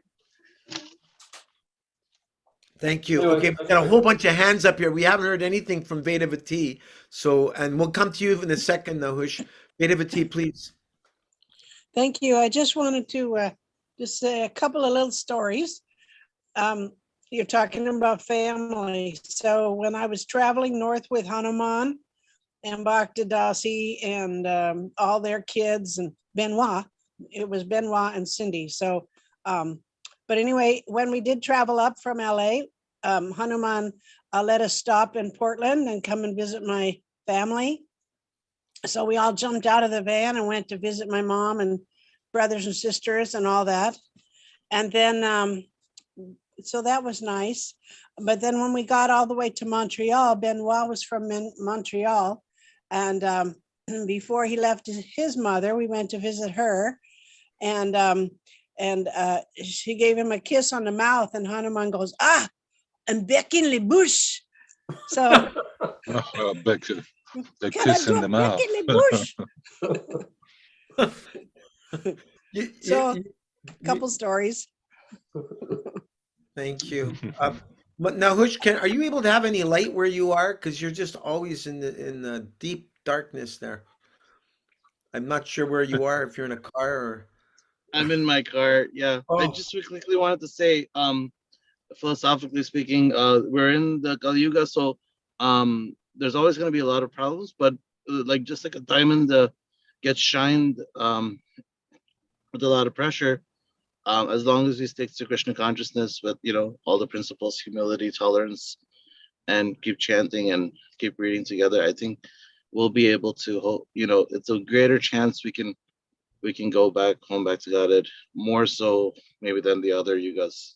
But yeah, even though on this topic, so that's all. Hare Krishna. Okay, thank you. Anyone else's hand is up right now? I can't tell. Oh, Vedavati had something else she wanted to say. Please. No, I just didn't know how to put my hand down. I'm fine. Oh. Thank you.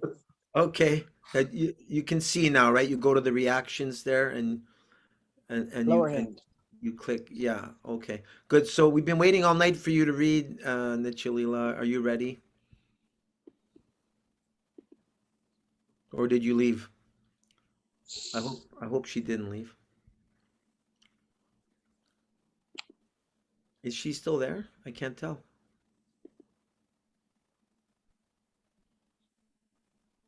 I guess unfortunately we lost her. Okay, so let's see. Did we finish this section here? I think so. The downfall, right? Okay, so I did research because Prabhupada, through his Krishna book, he often makes reference in the Bhagavad Gita. It says in the Chaitanya Charitamrita, it says, but he doesn't give the verse. So I spent about half an hour looking for the cross reference here that Prabhupada is going to give. And who has not read? Rasangi, I don't think you read at all. Would you like to read?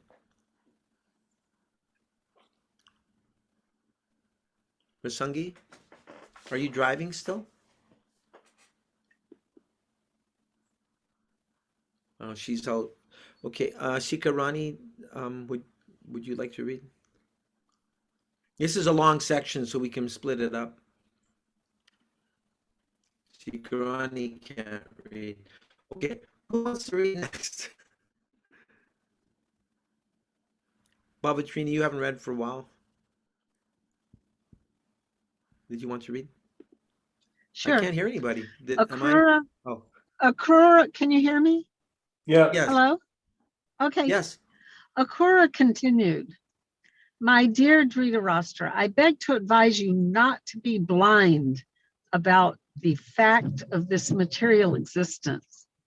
Material conditional life, either in distress or in happiness, is to be accepted as a dream.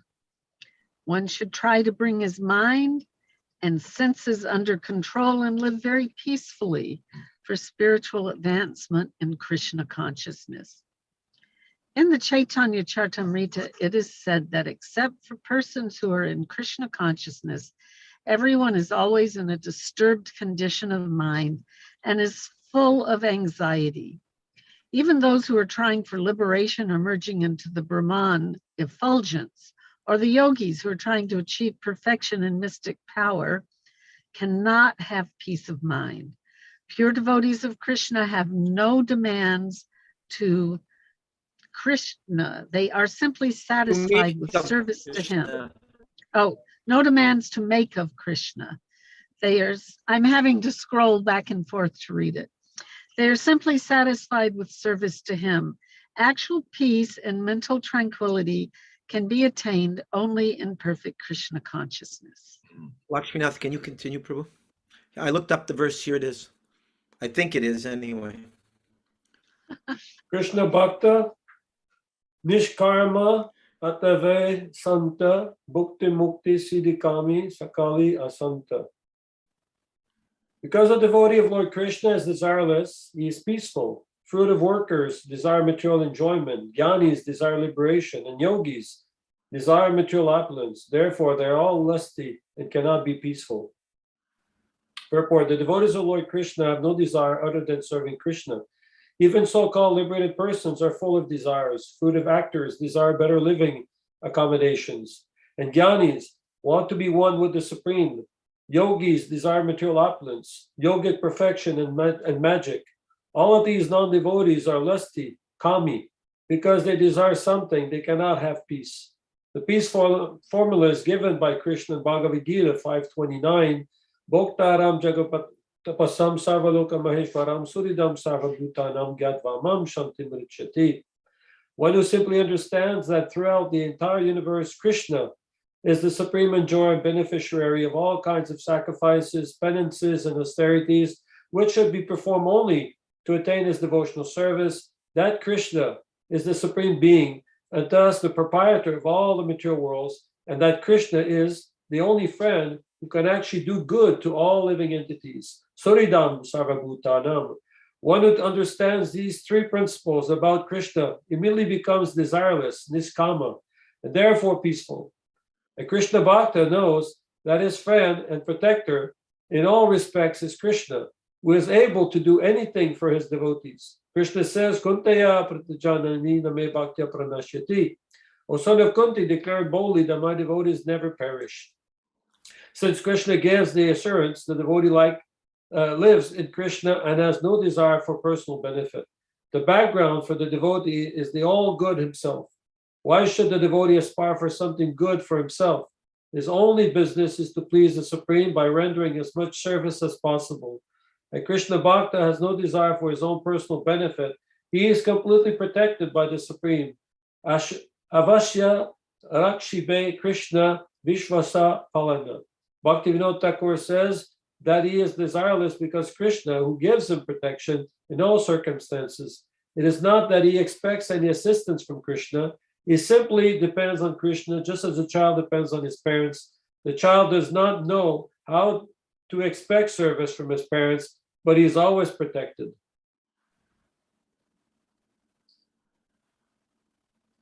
Nevertheless, he's always protected, nevertheless. This is called niskama, desirelessness. Nahush Prabhu, would you like to read the next paragraph?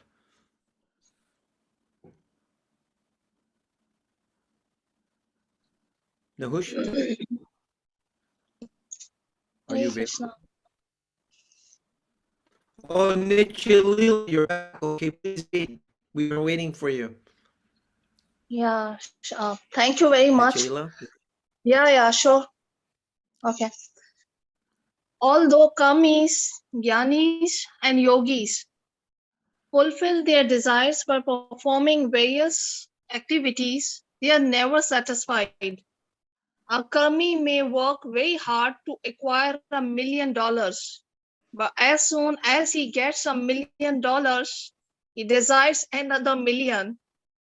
For this karmis, there is no there is no end of desires. The more the karmi gets, the more he desires. The jnanis cannot be desireless because their intelligence is unsound. They want to merge into the Brahman effulgence. But even though they may be raised to that platform, they cannot be satisfied there. There are many jnanis or sannyasis who, after taking sannyasas and giving up the world as false, return to the world to engage in politics or philanthropy or to open schools and hospitals.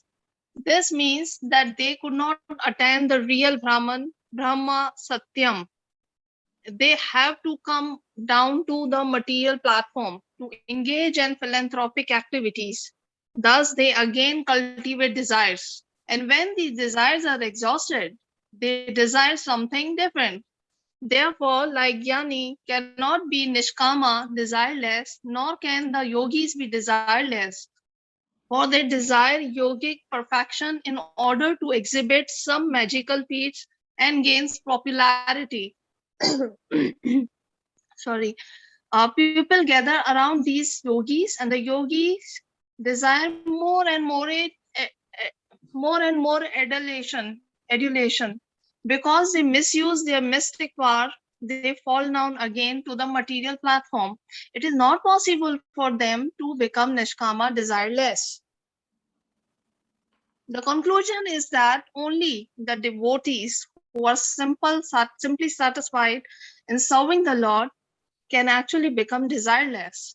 Therefore, Chaitanya Mahaprabhu says here, Krishna Bhakta Nishkama. Since a Krishna Bhakta, the devotees of Krishna is satisfied with Krishna, there is no possibility of fall down.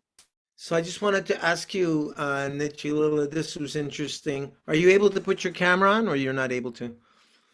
Oh, okay. Yeah. Yeah. Yeah, so it Yes. was very Hare Krishna. All the way Hare from Krishna. Karachi, correct? Karachi, Pakistan? Yes. Yeah. Jai. So, so you were just reading about how Yeah. people take up philanthropic activities to work in hospitals. And so you've been a doctor for how many years now? It's like 10 years altogether. Yeah. 10 years. And Yeah. prior to this new job, you had about 250 doctors under your care? Exactly. Yeah. Yes. Wow.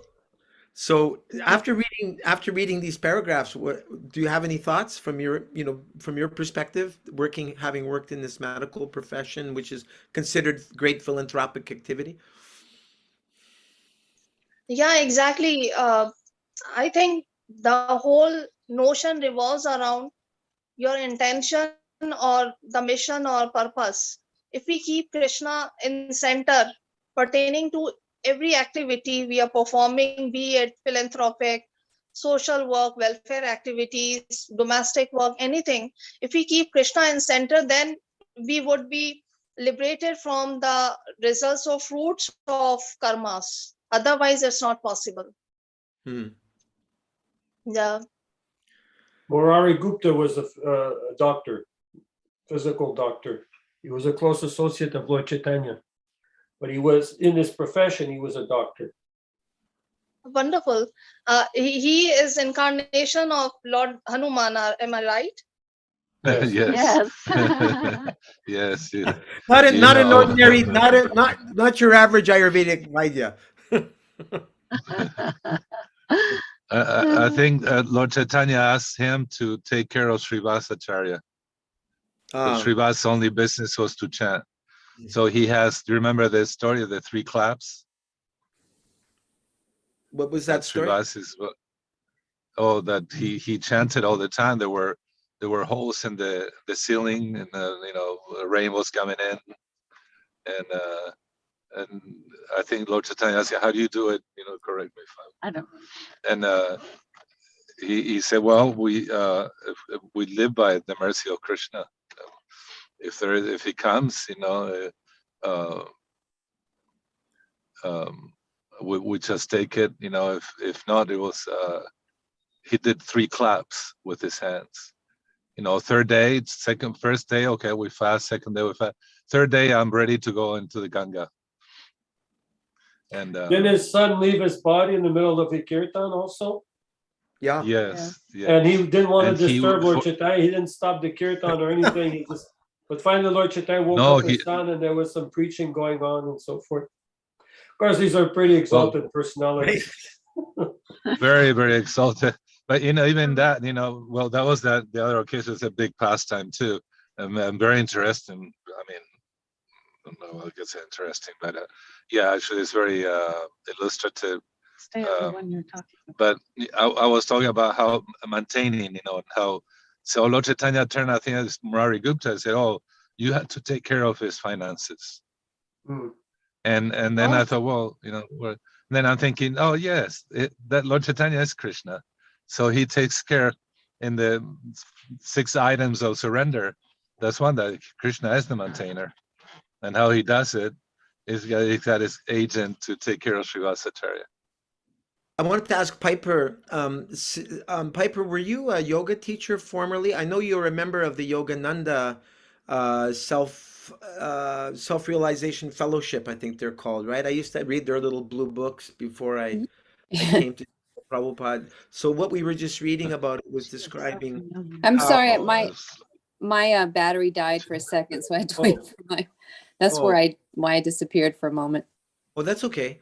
Yeah, so I'm not sure if you were there when we were reading about peace of mind and how even the yogis are not able to achieve peace of mind. What was the reason given, Lakshminath Prabhu? Because they have desires. They have personal desire. enjoyment. So Piper, you were with Yogananda's self-realization for how many years? From 2002 till about I wasn't going regularly a lot. So, I mean, I would go to the programs, and I was doing a little bit of the Kriya yoga with them.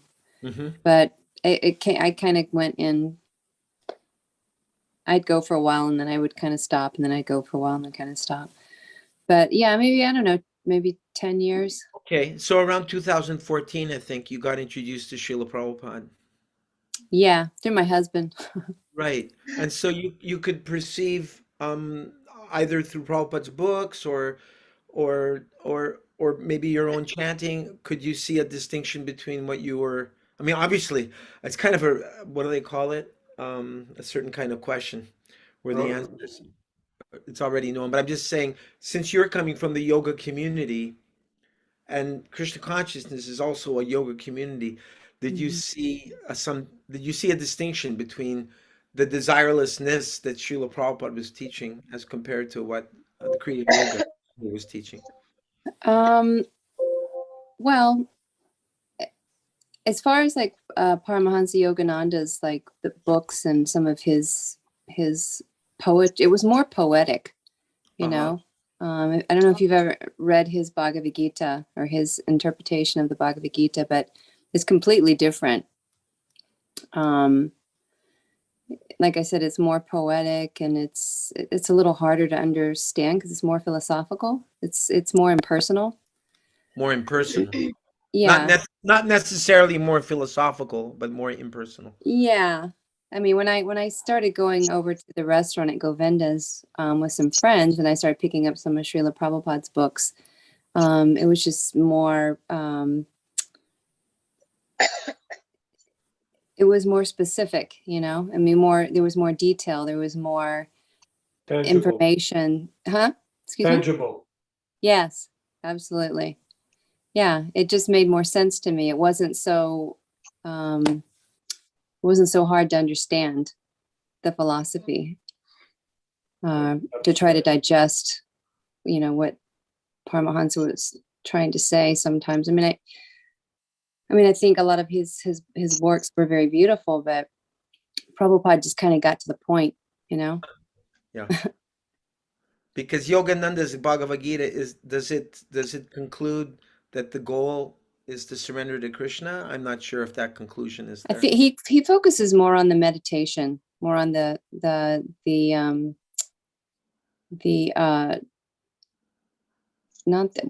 also the Jnana yoga, but also the Ashtanga yoga. I mean, they teach Kriya yoga there, which is kind of a combination of a few different types of yoga. In the Nectar of Devotion, Prabhupada says Kriya Yoga and Bhakti Yoga have some similarity to them. Yeah. Yeah. I mean, Kriya Yoga kind of, it entails a few different yogic paths. So you've got Bhakti Yoga in there too. You've got Hatha Yoga, you've got Jnana Yoga. Mm-hmm. But it's not like geared towards Bhakti Yoga the way that Prabhupada's teachings are. That the goal is to love. I mean, they're really big on meditation, but from what I could see, a lot of times in some of the followers there, or the devotees there, they weren't really having any realization or connection to even the meditation sometimes, because they were trying to I'm sorry, I don't know the gentleman's name in the blue. Lakshminath. Yeah, it was more they were trying to reach I don't know how to say this, like their material goals in a way, you know. So it wasn't about becoming desireless. Not exactly, no. Mm-hmm. Well, Prabhupada described desireless really is when you use everything in Krishna's service. Like he told that, you know, Arjuna didn't want to fight, but Krishna told him to fight. So he didn't tell him not to do things, but to do it with the proper consciousness. So, and Prabhupada would often give the example of a zero. You put many zeros on a check, it's still zero. But when you put one in front of it, then it adds number. You got 10, 100, 1,000. So the problem of this society is they're not putting Krishna in front of everything. They're putting themselves in front, therefore it remains a zero. Yeah, they're reaching their own goals, Yeah. whether it's to like connect with their ancestors on the other side. Like, when are we going to ever, through this meditation, we're going to be able to connect with, the astral plane and talk to our ancestors that have passed on. And I don't know, that Like that's psychic kind of stuff, like Ouija boards and neither here nor there for me. but- seances, and they and think the that's the spiritual world. the vegetarianism, which was the nonviolence and the, when you're directing your life and your actions and you're Yeah. dovetailing that in the service of Krishna, you have to, abide by certain principles. So, or live by certain principles, and definitely meat eating is should have been out of the picture there, but it wasn't. Really? Wow. Okay. I don't know that Paramahansa Yogananda did. I think I heard when he kind of mentioned something like, if you're invited to someone's house, not to reject the food that you're offered. So if you went to someone's house as a guest, or he did, and they offered you something that had meat in, not to reject that. Wow. So no philosophy, really. Yeah. And I was already vegetarian, so I was like, this isn't really making much sense to me at this point. Oh. So because you were sincere, Krishna sent you to Prabhupada. Yeah. If I may, Prabhupada also gives the example of watering the leaves of the tree but forgetting the root. So, Right. all these Mm. things, to some extent, maybe not the meat eating side, but the other things may be good. You're trying to be mode of goodness, respectful, polite, and all that. But you're just watering the leaves. But if you're forgetting Krishna, who's the Karanakara, the root, then the tree will still die. Yeah. That's probably what you were experiencing. That it wasn't nourishing you to the extent that you needed to be nourished. You were Yeah. watering a lot of leaves, but not going to the root. Right. Yeah. My roots were starving. We're almost done. We got started really late, so that's why I'm going on later right now. We've just got a couple more slides to go here. Who doesn't feel that they had enough chance to read? They'd like to read. Oh, Shikarini didn't read. I don't know. Shikarini, did she read? Shikarani, Shikarini. you're thinking Shikarani. this is a- there's I a think she read. prasadam dish called Shikarini, but Right. she hasn't read in a long time. It's yogurt and cinnamon or something, Yeah. and sugar candy. Shikarani, want to read? This is Dhritarastra. He's finally going to respond now to Akrura after all this. Shikarani, are you still there? Maybe we lost her. I saw her. No, she's here. Ask to unmute. Shikarani. Shikarani, are you still with us? And Rasangi, Ananda, is she okay? you haven't read Rasangi. And what about you? I'm driving? I don't know. I'm just gonna listen. I All just right. took a shot him. Sorry. All right. Who, Bedavati, are you still with us? I think she had to go. Okay. Should I read, or would someone else like to read? Go ahead, Gaura. All right. Thank you. Gaura, read. After hearing moral instructions from Akrura, Dhritarastra replied, "My dear Akrura, you are very charitable in giving me good instructions, but unfortunately, I cannot accept it. A person who is destined to die does not utilize the effect of nectar, although it may be administered to him. I can understand that your instructions are very valuable. Unfortunately, they do not stay in my flickering mind. Just as the glittering lightning in the sky does not stay fixed in a cloud, I can understand only that no one can stop the onward progress of the Supreme Will. I understand that the Supreme Personality of Godhead Krishna has appeared in the family of the Yadus in order to decrease the overburdened load of this earth." Dhritarashtra gave hints to Akrura that he had complete faith in Krishna. Wow. the Supreme Personality of Godhead. At the same time, he was very much partial to his family members. In the very near future, Krishna would vanquish all the members of the family, and in a helpless condition, Dhritarastra would take shelter of Krishna's lotus feet. And so here we see, okay, this is a wonderful painting here. It's Kunti leading Gandhari, blindfolded, supporting Dhritarashtra and following Kunti when Dhritarashtra became old and infirm and retired to the forest. This is a miniature painting from the 16th century manuscript, part of the Razmnam. Do you understand what that means, Nichalila? You're out there in Pakistan. The manuscript part of the Razmnam, the Persian translation of the. Is Persian the same as Urdu? It's different. Oh. Yeah, it's different. Anyway, it's a manuscript, part of the manuscript Razmnam, the Persian manuscript of the Hindu epic Mahabharat. So this is from the 1598. This painting here. There's Dhritarashtra, and behind him you can see Gandhari with her blindfold. And who would like to read? Bhavatrini, you haven't read in a while.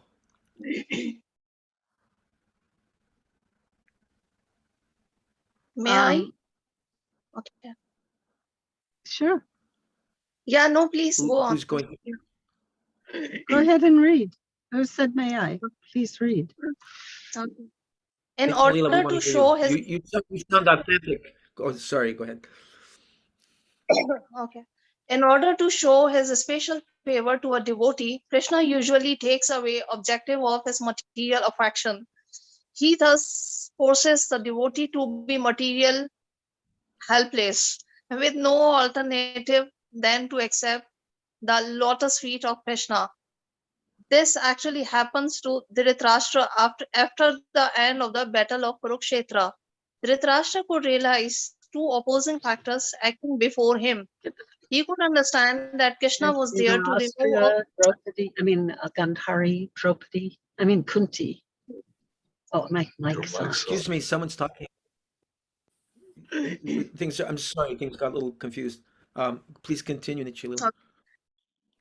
Dhritarashtra could realize two opposing factors acting before him. He could understand that Krishna was there to remove all the unnecessary burdens of world. His sons were an unnecessary burden, and so he expected that the world that would be killed. At the same time, he could not rid himself of his unlawful affection for his sons.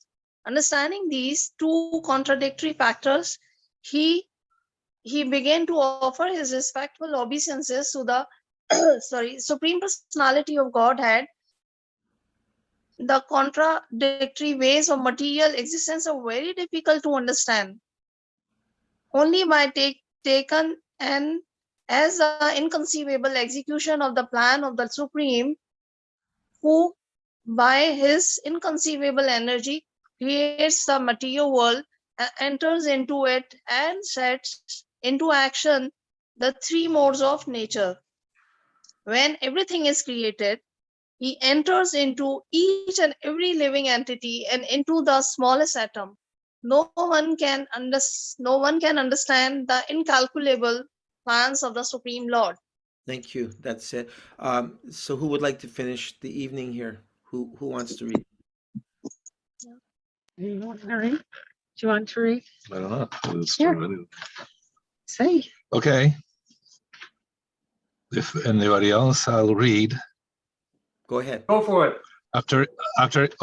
After hearing this statement, Akrura could clearly understand that Dhritarashtra was not going to change his policy of discriminating against the Pandavas in favor of his sons. He at once took leave of his friends in Hastinapur and returned to his home in the kingdom of the Yadus. After returning home, he vividly informed Lord Krishna Balaram of the actual situation in Hastinapur and the intentions of Dhritarastra. Akrura was sent to Hastinapur by Krishna to study. By the grace of the Lord, he was successful and informed Krishna about the actual situation. Thus ends the Bhaktivedanta purport of the 48th chapter of Krishna, ill-motivated Dhritarastra. And as a little treat here, this was the one and only painting that I could find after going through hundreds of paintings in Google of this actual pastime. This is from Bhagavat Purana series. Akrura travels to Hastinapur to meet Kunti, Bikaner, India.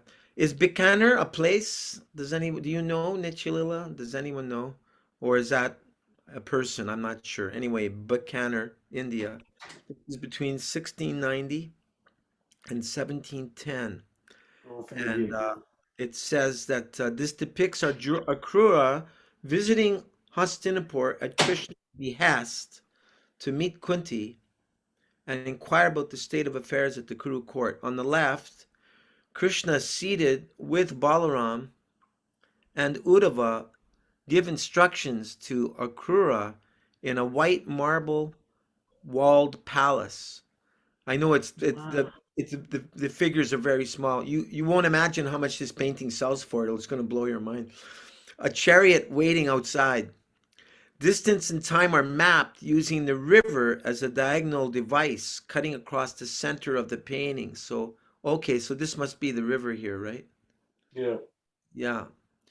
Across the river at the right, Kunti, mother of the Pandavas, receives Akrura in an audience hall of the palace at Hastinapur. Can you see my pointer? Yeah. Yeah. Yes. Okay. Akrura is then seen conversing with King Dhritarastra on the upper story. The palaces are painted a brilliant white, set against the green verdigris. Is that how you pronounce that? Verdigris? Landscape. So. Huh? Yeah. I guess so. With two large trees rising to a hill crest lined with smaller trees, a large white fortress in the distance. The sky glows a striking yellow brushed with streaks of vermilion. A golden sun shines above. This painting sold for $47,888 from the private collection of Peter Stern. Pretty amazing. I wish there was a way I could make it bigger. I don't know how to do that. Image. Can I do that? I guess not.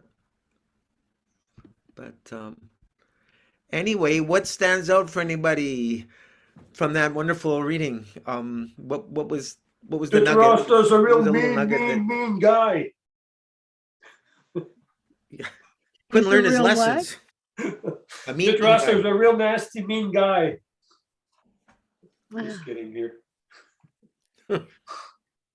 It's funny though, because he was like, he could understand. It seems that he could understand Krishna was God, that he had invented himself.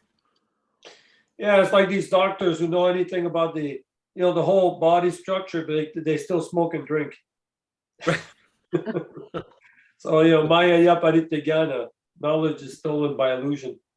What do you think about that, Nichilila? You're in the medical profession. Do you see doctors doing that sometimes and nurses? Smoking? I didn't. Yeah, so much actually, because of stress, they themselves are using such abusive ingredients. That's very true. Most of the professors and high-ranking doctors, they consume nicotines and some, sort of substances to keep them alert and working and, active. Actually, the purpose is to release the stress. Instead, it makes more stress. I was going to say the same thing. But in the beginning, Dhritarashtra wanted to actually get rid of Duryodhana. Especially Gandhari. But I guess they grew attached. Gradually they got attached, but they knew he was evil from day one. Who wanted to get rid of Dhritarashtra? Dhritarashtra, Gandhari wanted to get rid of Duryodhana when they were born. Even their own son. Uh-huh. Yeah, because they knew he was going to be I trouble.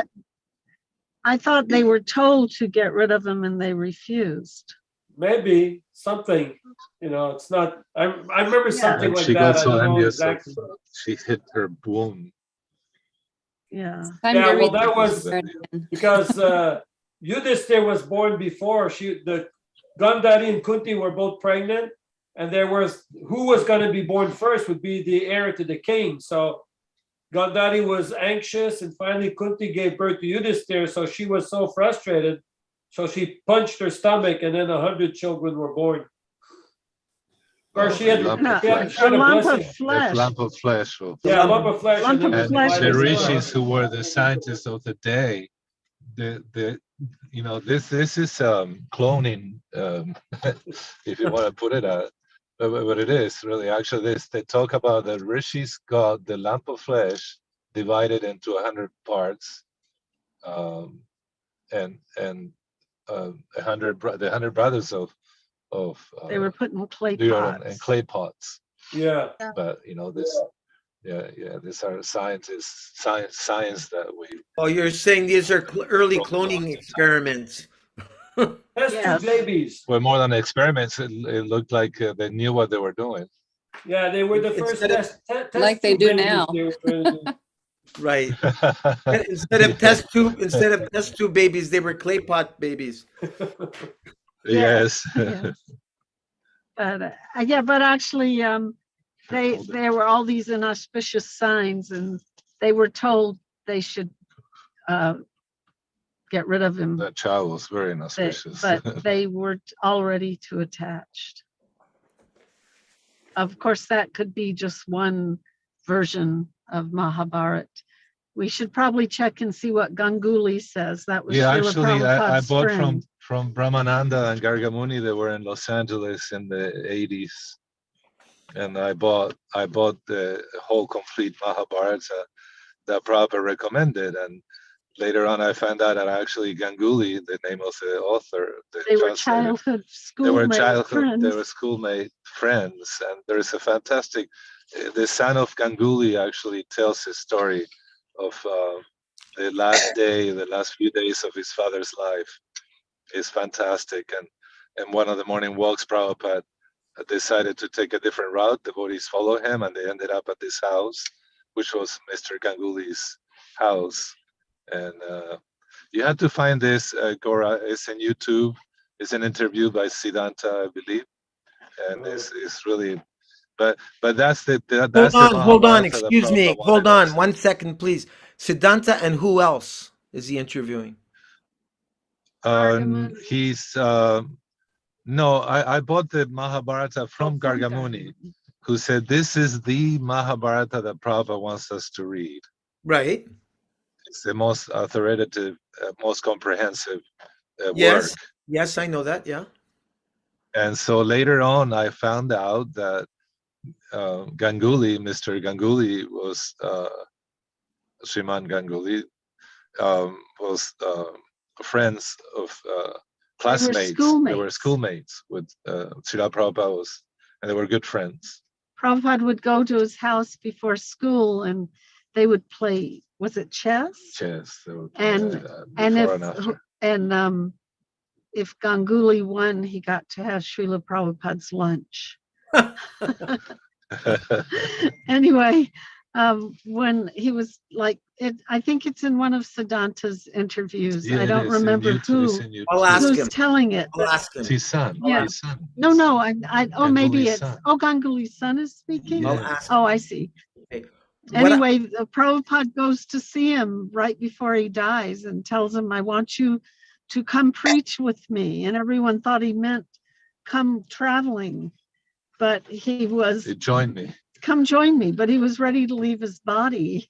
So, so right after that, he left his body and then, It's a heart-rending story. I mean, Yeah. that's why. so I thought that you he should was look- joining Srila Prabhupada. Yeah. Lakshmanath Prabhu, I was telling Nrihari and Bhavatrini last night about the stories you told me from Bhagavad-Gita, but it's much better to hear it. But I want Nice. Piper and I want Nityalila and I want Sikarani to hear these wonderful little. You told me two stories about Bhagavad-Gita. Now, could you just explain who Bhagavad-Gita is? Because Piper, Nichalila, Sikarani, I don't think you know who Bhagavad-Gita is, do you? Mm. No. No. Nichalila? His name was Vishwambar. Yeah, Vishwambar, Bhagavad was. Yeah. Bhagaji was a Sikarani, have you nickname. heard of Bhagavad-Gita before? Are you still No, there? no. Okay. So can you explain who Bhagavad-Gita is, Lakshmina, according to what you know? Well, from what I understand, of course, Bhagaji was practically the same age as Prabhupada. You know, he wasn't like a young disciple. He wasn't initiated by Prabhupada as a disciple. They were friends. And he donated the land next to the Krishna Balaram temple, which we built the Gurukul on. So he was very close to Prabhupada. So he told a story. At one point, he was living at Radhakund, Bhagaji, and he had two friends, sadhus that he was hanging out with. So he was telling Prabhupada that they were, one was called Thakur Baba and the other one was called Hari Baba. So Thakur Baba was lamenting that he had a dream, of Krishna who appeared. And but Krishna was concerned and he was a little bit in anxiety. And Bhagaji asked him, what was it? Well, he said that there's this Baba, Hari Baba, who wants to come back to the spiritual world, but unfortunately he's attached to bidis. So Prabhupada laughed. He thought that was an amusing, thing, because it was kind of sarcastic. Because the other Baba was always, Radhakund Babas, they're like in love with Krishna and showing all sorts of emotions and all these things, but they have a little sahaja side, which, he was just still smoking bidis and stuff. So it was the thing. But the other thing is that he was sitting one time with Srila Prabhupada, and Prabhupada was translating his Bhagavatam. And he was telling Bhagaji how he was going to go to Hawaii. And he wanted Bhagaji to come and join him. And Bhagaji was saying, well, where is that, Hawaii? What is this place? Well, it's a beautiful island, Pacific Ocean, and so forth. And I'll go there, and we can sit there, and I can translate my Bhagavatam. And Bhagaji said, well, what will I do? He said, you'll sit with me, like a friend. There's nothing you don't have to do anything. You're just with me. I'm doing my Bhagavatam, and you'll sit with me. And, so that's how close they were. So later, when Prabhupada was really ill in the last days, sometimes Bhagaji would be holding the microphone for the dictaphone machine. The Prabhupada would be dictating the Bhagavatam and the Krishna book at that time. So he was feeling kind of sad to see Prabhupada in such a position. So he told Prabhupada, Swamiji, why are you doing this? You've done so much, you've written so many books, you should kind of relax and get your energy back, get your strength back. Because Prabhupada was hardly able to even pronounce the words in the microphone. So Prabhupada told him, he said, I'm like a soldier whose head's been cut off, but still I'm waving a sword. Wonderful. So Prabhupada felt that if he could speak one word, and he told that to Shrutakirti. He said he was reading the Krishna book one time, and he said, if you just read one chapter of this, you can go back to Godhead. And he said, but actually, if you just read one page, you can go back to Godhead. One paragraph or just one word, you can go back to Godhead. So, in one sense, he was showing the importance of it and how simple it can be. And he told us one time, he said, this Krishna consciousness is so simple, you might miss it. Because it's not a big rah thing. It's just how you're going to offer your devotion to Krishna. How are you going to show your love for Krishna? That's what it's all about. In whatever capacity you have, whatever you do, yat karosi yadashnasi, whatever you do, try to do it with love for Krishna. Remember that he's the greatest personality. And I was telling Gaura the other day, or maybe it was Jiva Mukta, I was reflecting how, let's say you fall in the Pacific or Atlantic Ocean or some, big ocean, who's ever going to find you? I mean, you're a speck there, right? and all of a sudden, out of nowhere, some boat comes and picks you up. So just imagine what we are. We're a speck on this planet.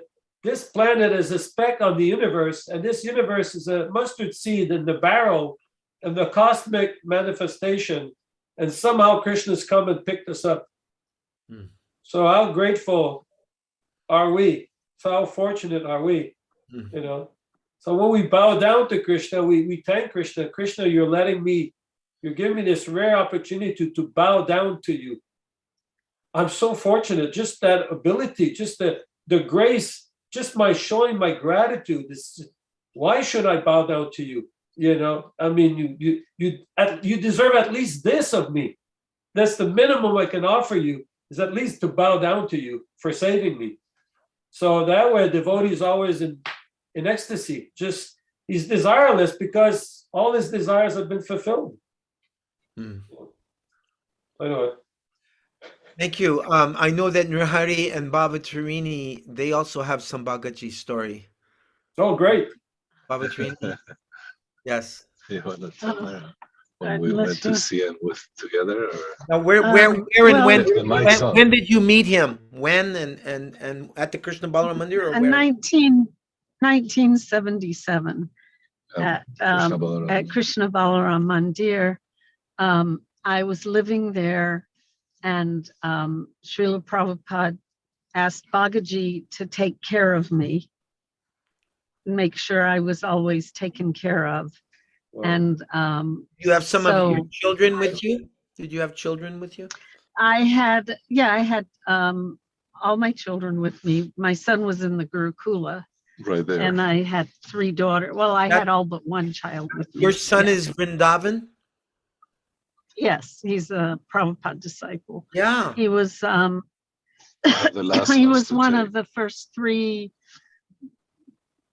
When Srila Prabhupada started the Gurukula in Dallas, he says in the Bhagavatam purport. So I started my Gurukula in Dallas with 3 boys, and my son was one of them. Wow. And they actually paid for him to come. Satsvarup paid for him to come to the Gurukula. So I had given a donation, my family inheritance, to Srila Prabhupada, and he'd asked me to live in Vrindavan, and I finally arrived there some years later in 77. If you don't mind me saying, I'm sorry to interrupt you. That inheritance was about $50,000, wasn't it? Yes.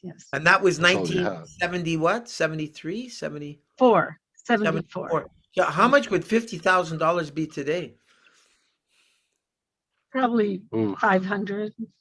Wow, $500,000. Probably more. Depends. I mean, at that time, she could have bought 3 acres of land in Kauai with a stream right on the ocean. Wow. Oh yeah, so that will be millions and millions of dollars. So I don't know what it's worth now, but it was worth nothing unless I gave it to Srila Prabhupada. Yeah. So anyway, evaporates. So he told the temple president that part of being the temple president, and also the money was used to build the Krishna Balaram Mandir. I found out later.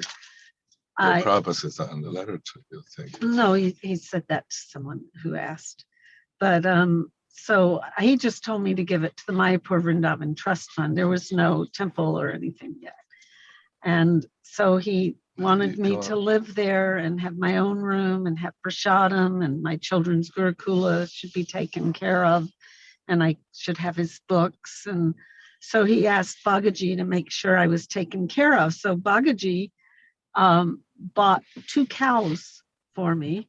They were black, weren't they? No, they were 2 white cows. 2 white cows. And he used to have me come visit him with my children at his house near the temple. And he has another property. He had another property near the temple on that lane. If you go out the side gate to that alley, not back towards MVT, but the side towards gate. the Krishna Balaram tree, towards the Jamuna. Bhagaji had a house right there. Yeah. So and thus he invited us for lunch. So then after Srila Prabhupada left, they decided to throw all the women with children and no husbands out of the temple, so I was one of them. When you say And after he left, you mean after he after Srila Prabhupada entered Samadhi. Okay. So anyway, Can I you was focus the staying in camera a little bit Vrindavan. on your face, please? You only get half of Oh, your face. I was actually staying in Vrindavan, and Bhagaji actually had found places for me to rent. But I was staying at an ashram whose guru's Vyasa Puja was coming up, and they needed my room for a month. So I went to Badrinath. I was going to go to Badrinath, the four Dhams, and I had an accident, and my children got sent back to America, and I got sent back to America. So I had to leave Vrindavan.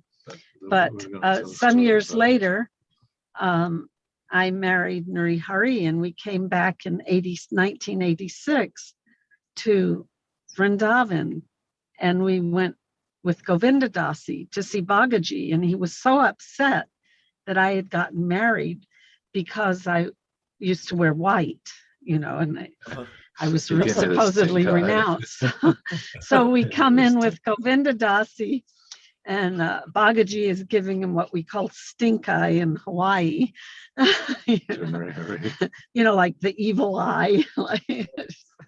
So Govinda Dasi explained that in the West, women are very much abused and misused with no protection, and that Nuri Hari was protecting me and taking care of me and the children as a service to Srila Prabhupada. So then he embraced him and thanked him.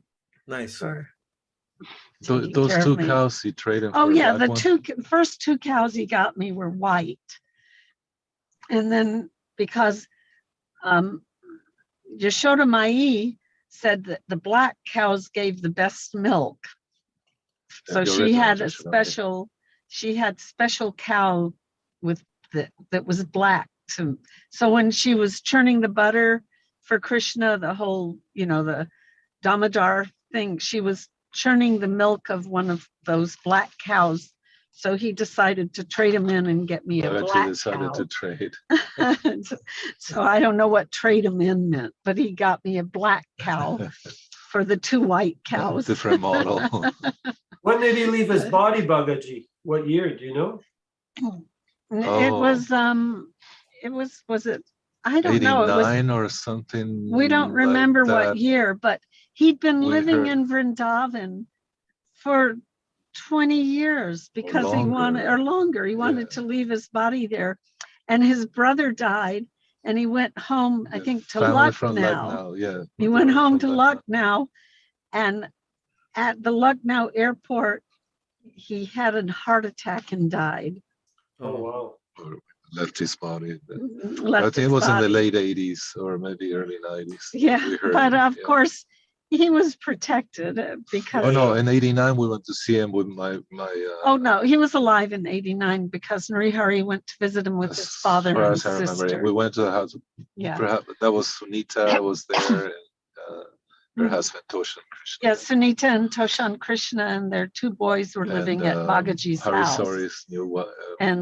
And Sitala. Sitala, they invited us for lunch. I didn't go that time, but '89 he was still alive. I think he was. He donated. Wasn't he a principal of a school or something like that as a profession? I heard that too. Yeah, but I can't remember when yet. I think that's why he donated the land, and he wanted to go built, and he was working a little bit with Jagadish on the curriculum and some ideas he had. Presented some of those ideas to Prabhupada at the time. Yeah, he would before I got there, he would have my son got there with Danandar. Yeah, they flew from New York to the Gurukula. So he was one of the 76. Yeah, he was one of the first boys at the Vrindavan Gurukula also. And Bhagaji would have the boys come over. There were just a handful of them. About 10 of them. Well, by then it grew, but he gave them personal attention also. Nice. The Gurukula Yashodananda boys. Maharaj was the Sanskrit teacher. Yeah. So, Piper or Shikarani, do you have any questions about tonight's reading? Oh, Anything? I forgot one thing similar to what Lakshminath told. I forgot one story about Bhagaji. In Hawaii, No, that Srila was Prabhupada Drishtadyumna. wrote him a letter. Dristadumya was telling us about it. He wrote him a letter. He said, Hawaii is so nice. Everything for puja is here. Then he named like guavas, mangoes, the ocean, coconut trees. He says, this is such a nice place. So you should come here and I will translate and you can cook for me. So that was another invitation to Hawaii. Nice. So sorry to interrupt, but I had forgotten to tell that one. Thank you for sharing. Okay. No, I just wanted to check in with Piper if she had any final thoughts or questions or. No, I'm good. You're good. Okay. These are I it's have a interesting listening to question all for of your Piper. stories. Uh-huh. I have a question for you, Piper. You look really familiar and your name is really familiar. Did we meet you in Los Angeles? You might have. I lived in LA for 27 years. Oh, what Okay. what decades are the? And I didn't When were you there? I didn't come back here until November 2016. So I was Yes. around Giri Rajswami's, you know. Oh, okay. Did you go Yes, to 'cause- Did you go to the movie that Kushalya and them made? The screening of the movie. I forget the The name Swami, of it. about Prabhupada? No, it was not. No, it was a movie that our god sister Kushalya and some other devotees made, and it became a mainstream movie. And Giriraj Maharaj came with some of his. But he will come. Giriraj Maharaj will come and see us after performing, and Ratha Yatra we performed there for over 10 years. 12 years. 12 years. We in would Los sing Angeles. at the Rath Yatra festivals at Venice Beach. Well, Yeah. we'd go all the way. Yeah, and I believe we met you with him. Yeah, maybe. Well, I mean, I've gone to his ashram a few times. I don't know if I saw you at his ashram or at the temple, or do you know Radhapriya and Shamananda? No, or maybe I don't remember the names, but there was one song that he particularly liked in English, Radharani talking to the Bumblebee. Oh. And he always came to say. He'd always want me to sing that for his disciples. Yeah, you Both guys of us you to look sing it. familiar to me too. So yeah, I'm not sure where I've seen you before, but we must have run into each other somewhere. Plus, your name is familiar to me. Yeah. Anyhow, it's nice meeting again. And if we haven't met you, we're so glad to meet you now. Hare Krishna. Yeah, I'm very happy to meet both of you, all of you. Yeah, and I hope everyone can come back on Wednesday. We're starting. Krishna establishes the city of Dwarka, chapter 50. Wow, it's 5:30 our time. Yeah. Wow. We went longer tonight because we started really late. But I especially want to Thank you. my dear friend Lakshminath. He tolerated me for 7 years. We slept in the ashram together. We drove in cars all over northern Ontario and Quebec. We went off the road together into the ditches. We broke ice to take our baths in the morning. We live with Gornitai in a school bus in the forest. We just had a blast together. He's like my brother. Like? What do you mean like? We are brothers. Yeah. What kind of school bus It's was a it? camaraderie that happens when, in talking, we have some of the, our granddaughter is married to a military man, and, his memories, his indelible memories of, and his group, the core of brothers that when they became brothers, and one time he was saying, "Oh, we fought together and we fought for each other." and it made them really tight, closer than family. So yeah, I will never forget my buddies from traveling, collecting and traveling in vans, and under all kinds of circumstances. Piper, It was you were asking what kind of bus was it? No, I I did, but was you could tell asking. me. Oh, Baba Trini, yes. Okay. Yeah. What Well, was there it were with? school buses that we would convert, take all the seats out and build a platform and put all the books underneath the platform, and we'd sleep on top, and we That had sounds this like big Did you school fun. get bus it it with in was a so Canada? cool. yeah in Did you get Canada. it in Canada? Yeah. How old were you Because when you the guys were doing travel, this? What was that? How old were you when this was happening? Like the two of you? Probably 19, 20. I Oh, was wow. I was 22. Wow. Yeah. Long Yeah. friendship. Yeah. Yeah. Yeah. Yeah, so We, nice. we had the some first great. the first bus is, yeah, go ahead. No, I was just saying, we were going, literally in French, it's chaque ville et village means every town and village. And that's what we were literally doing because the villages up there were scattered all over the place. And we just take one highway and we just go one town after the next, after the next. I developed a little routine. On est des moines, we are monks, et nous avons une campagne pour aider les gens. And we have a campaign for helping people pour l'amour, pour développer l'amour de Dieu, to help people develop a love of God, et pour votre contre le drug, and we're against the drugs. And then I'd have a little toque, and I'd take my toque off, and I'd say pour l'amour de Dieu, for the love of God, and I'd take my head off, and I'd show my shaved head. It was just a routine I developed. I couldn't speak fluent French, but I had a little mantra card, which I, It's so after a fun. while I memorized it. And if people couldn't give a donation, I'd say, okay, avez-vous un sac du lait? Do you have a bag of milk or un livre de beurre or a pound of butter? And I'd be like getting like 30 pounds of butter and dozens of pots of milk.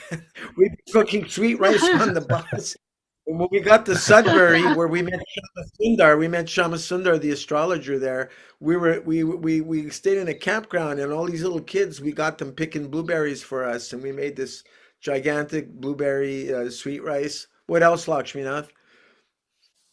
Well, I mean, yeah, we'd go to I remember him we'd now. get donations and stuff, but then we'd tell them we were monks and we were living, but whatever money we were collecting wasn't for us, but we were taking a vow of poverty so people could donate some food. So they'd give us all sorts of things. And on our bus, we had like a 6 gas burner, so we could cook all sorts of stuff, and we'd invite people on, and we had the Fairchild projector and projecting things of Krishna Oh, consciousness yes. stuff, and The it was just a first- great time, carefree, Yeah. because you get away from the temple. The temple had a more strict schedule, but on the road you could.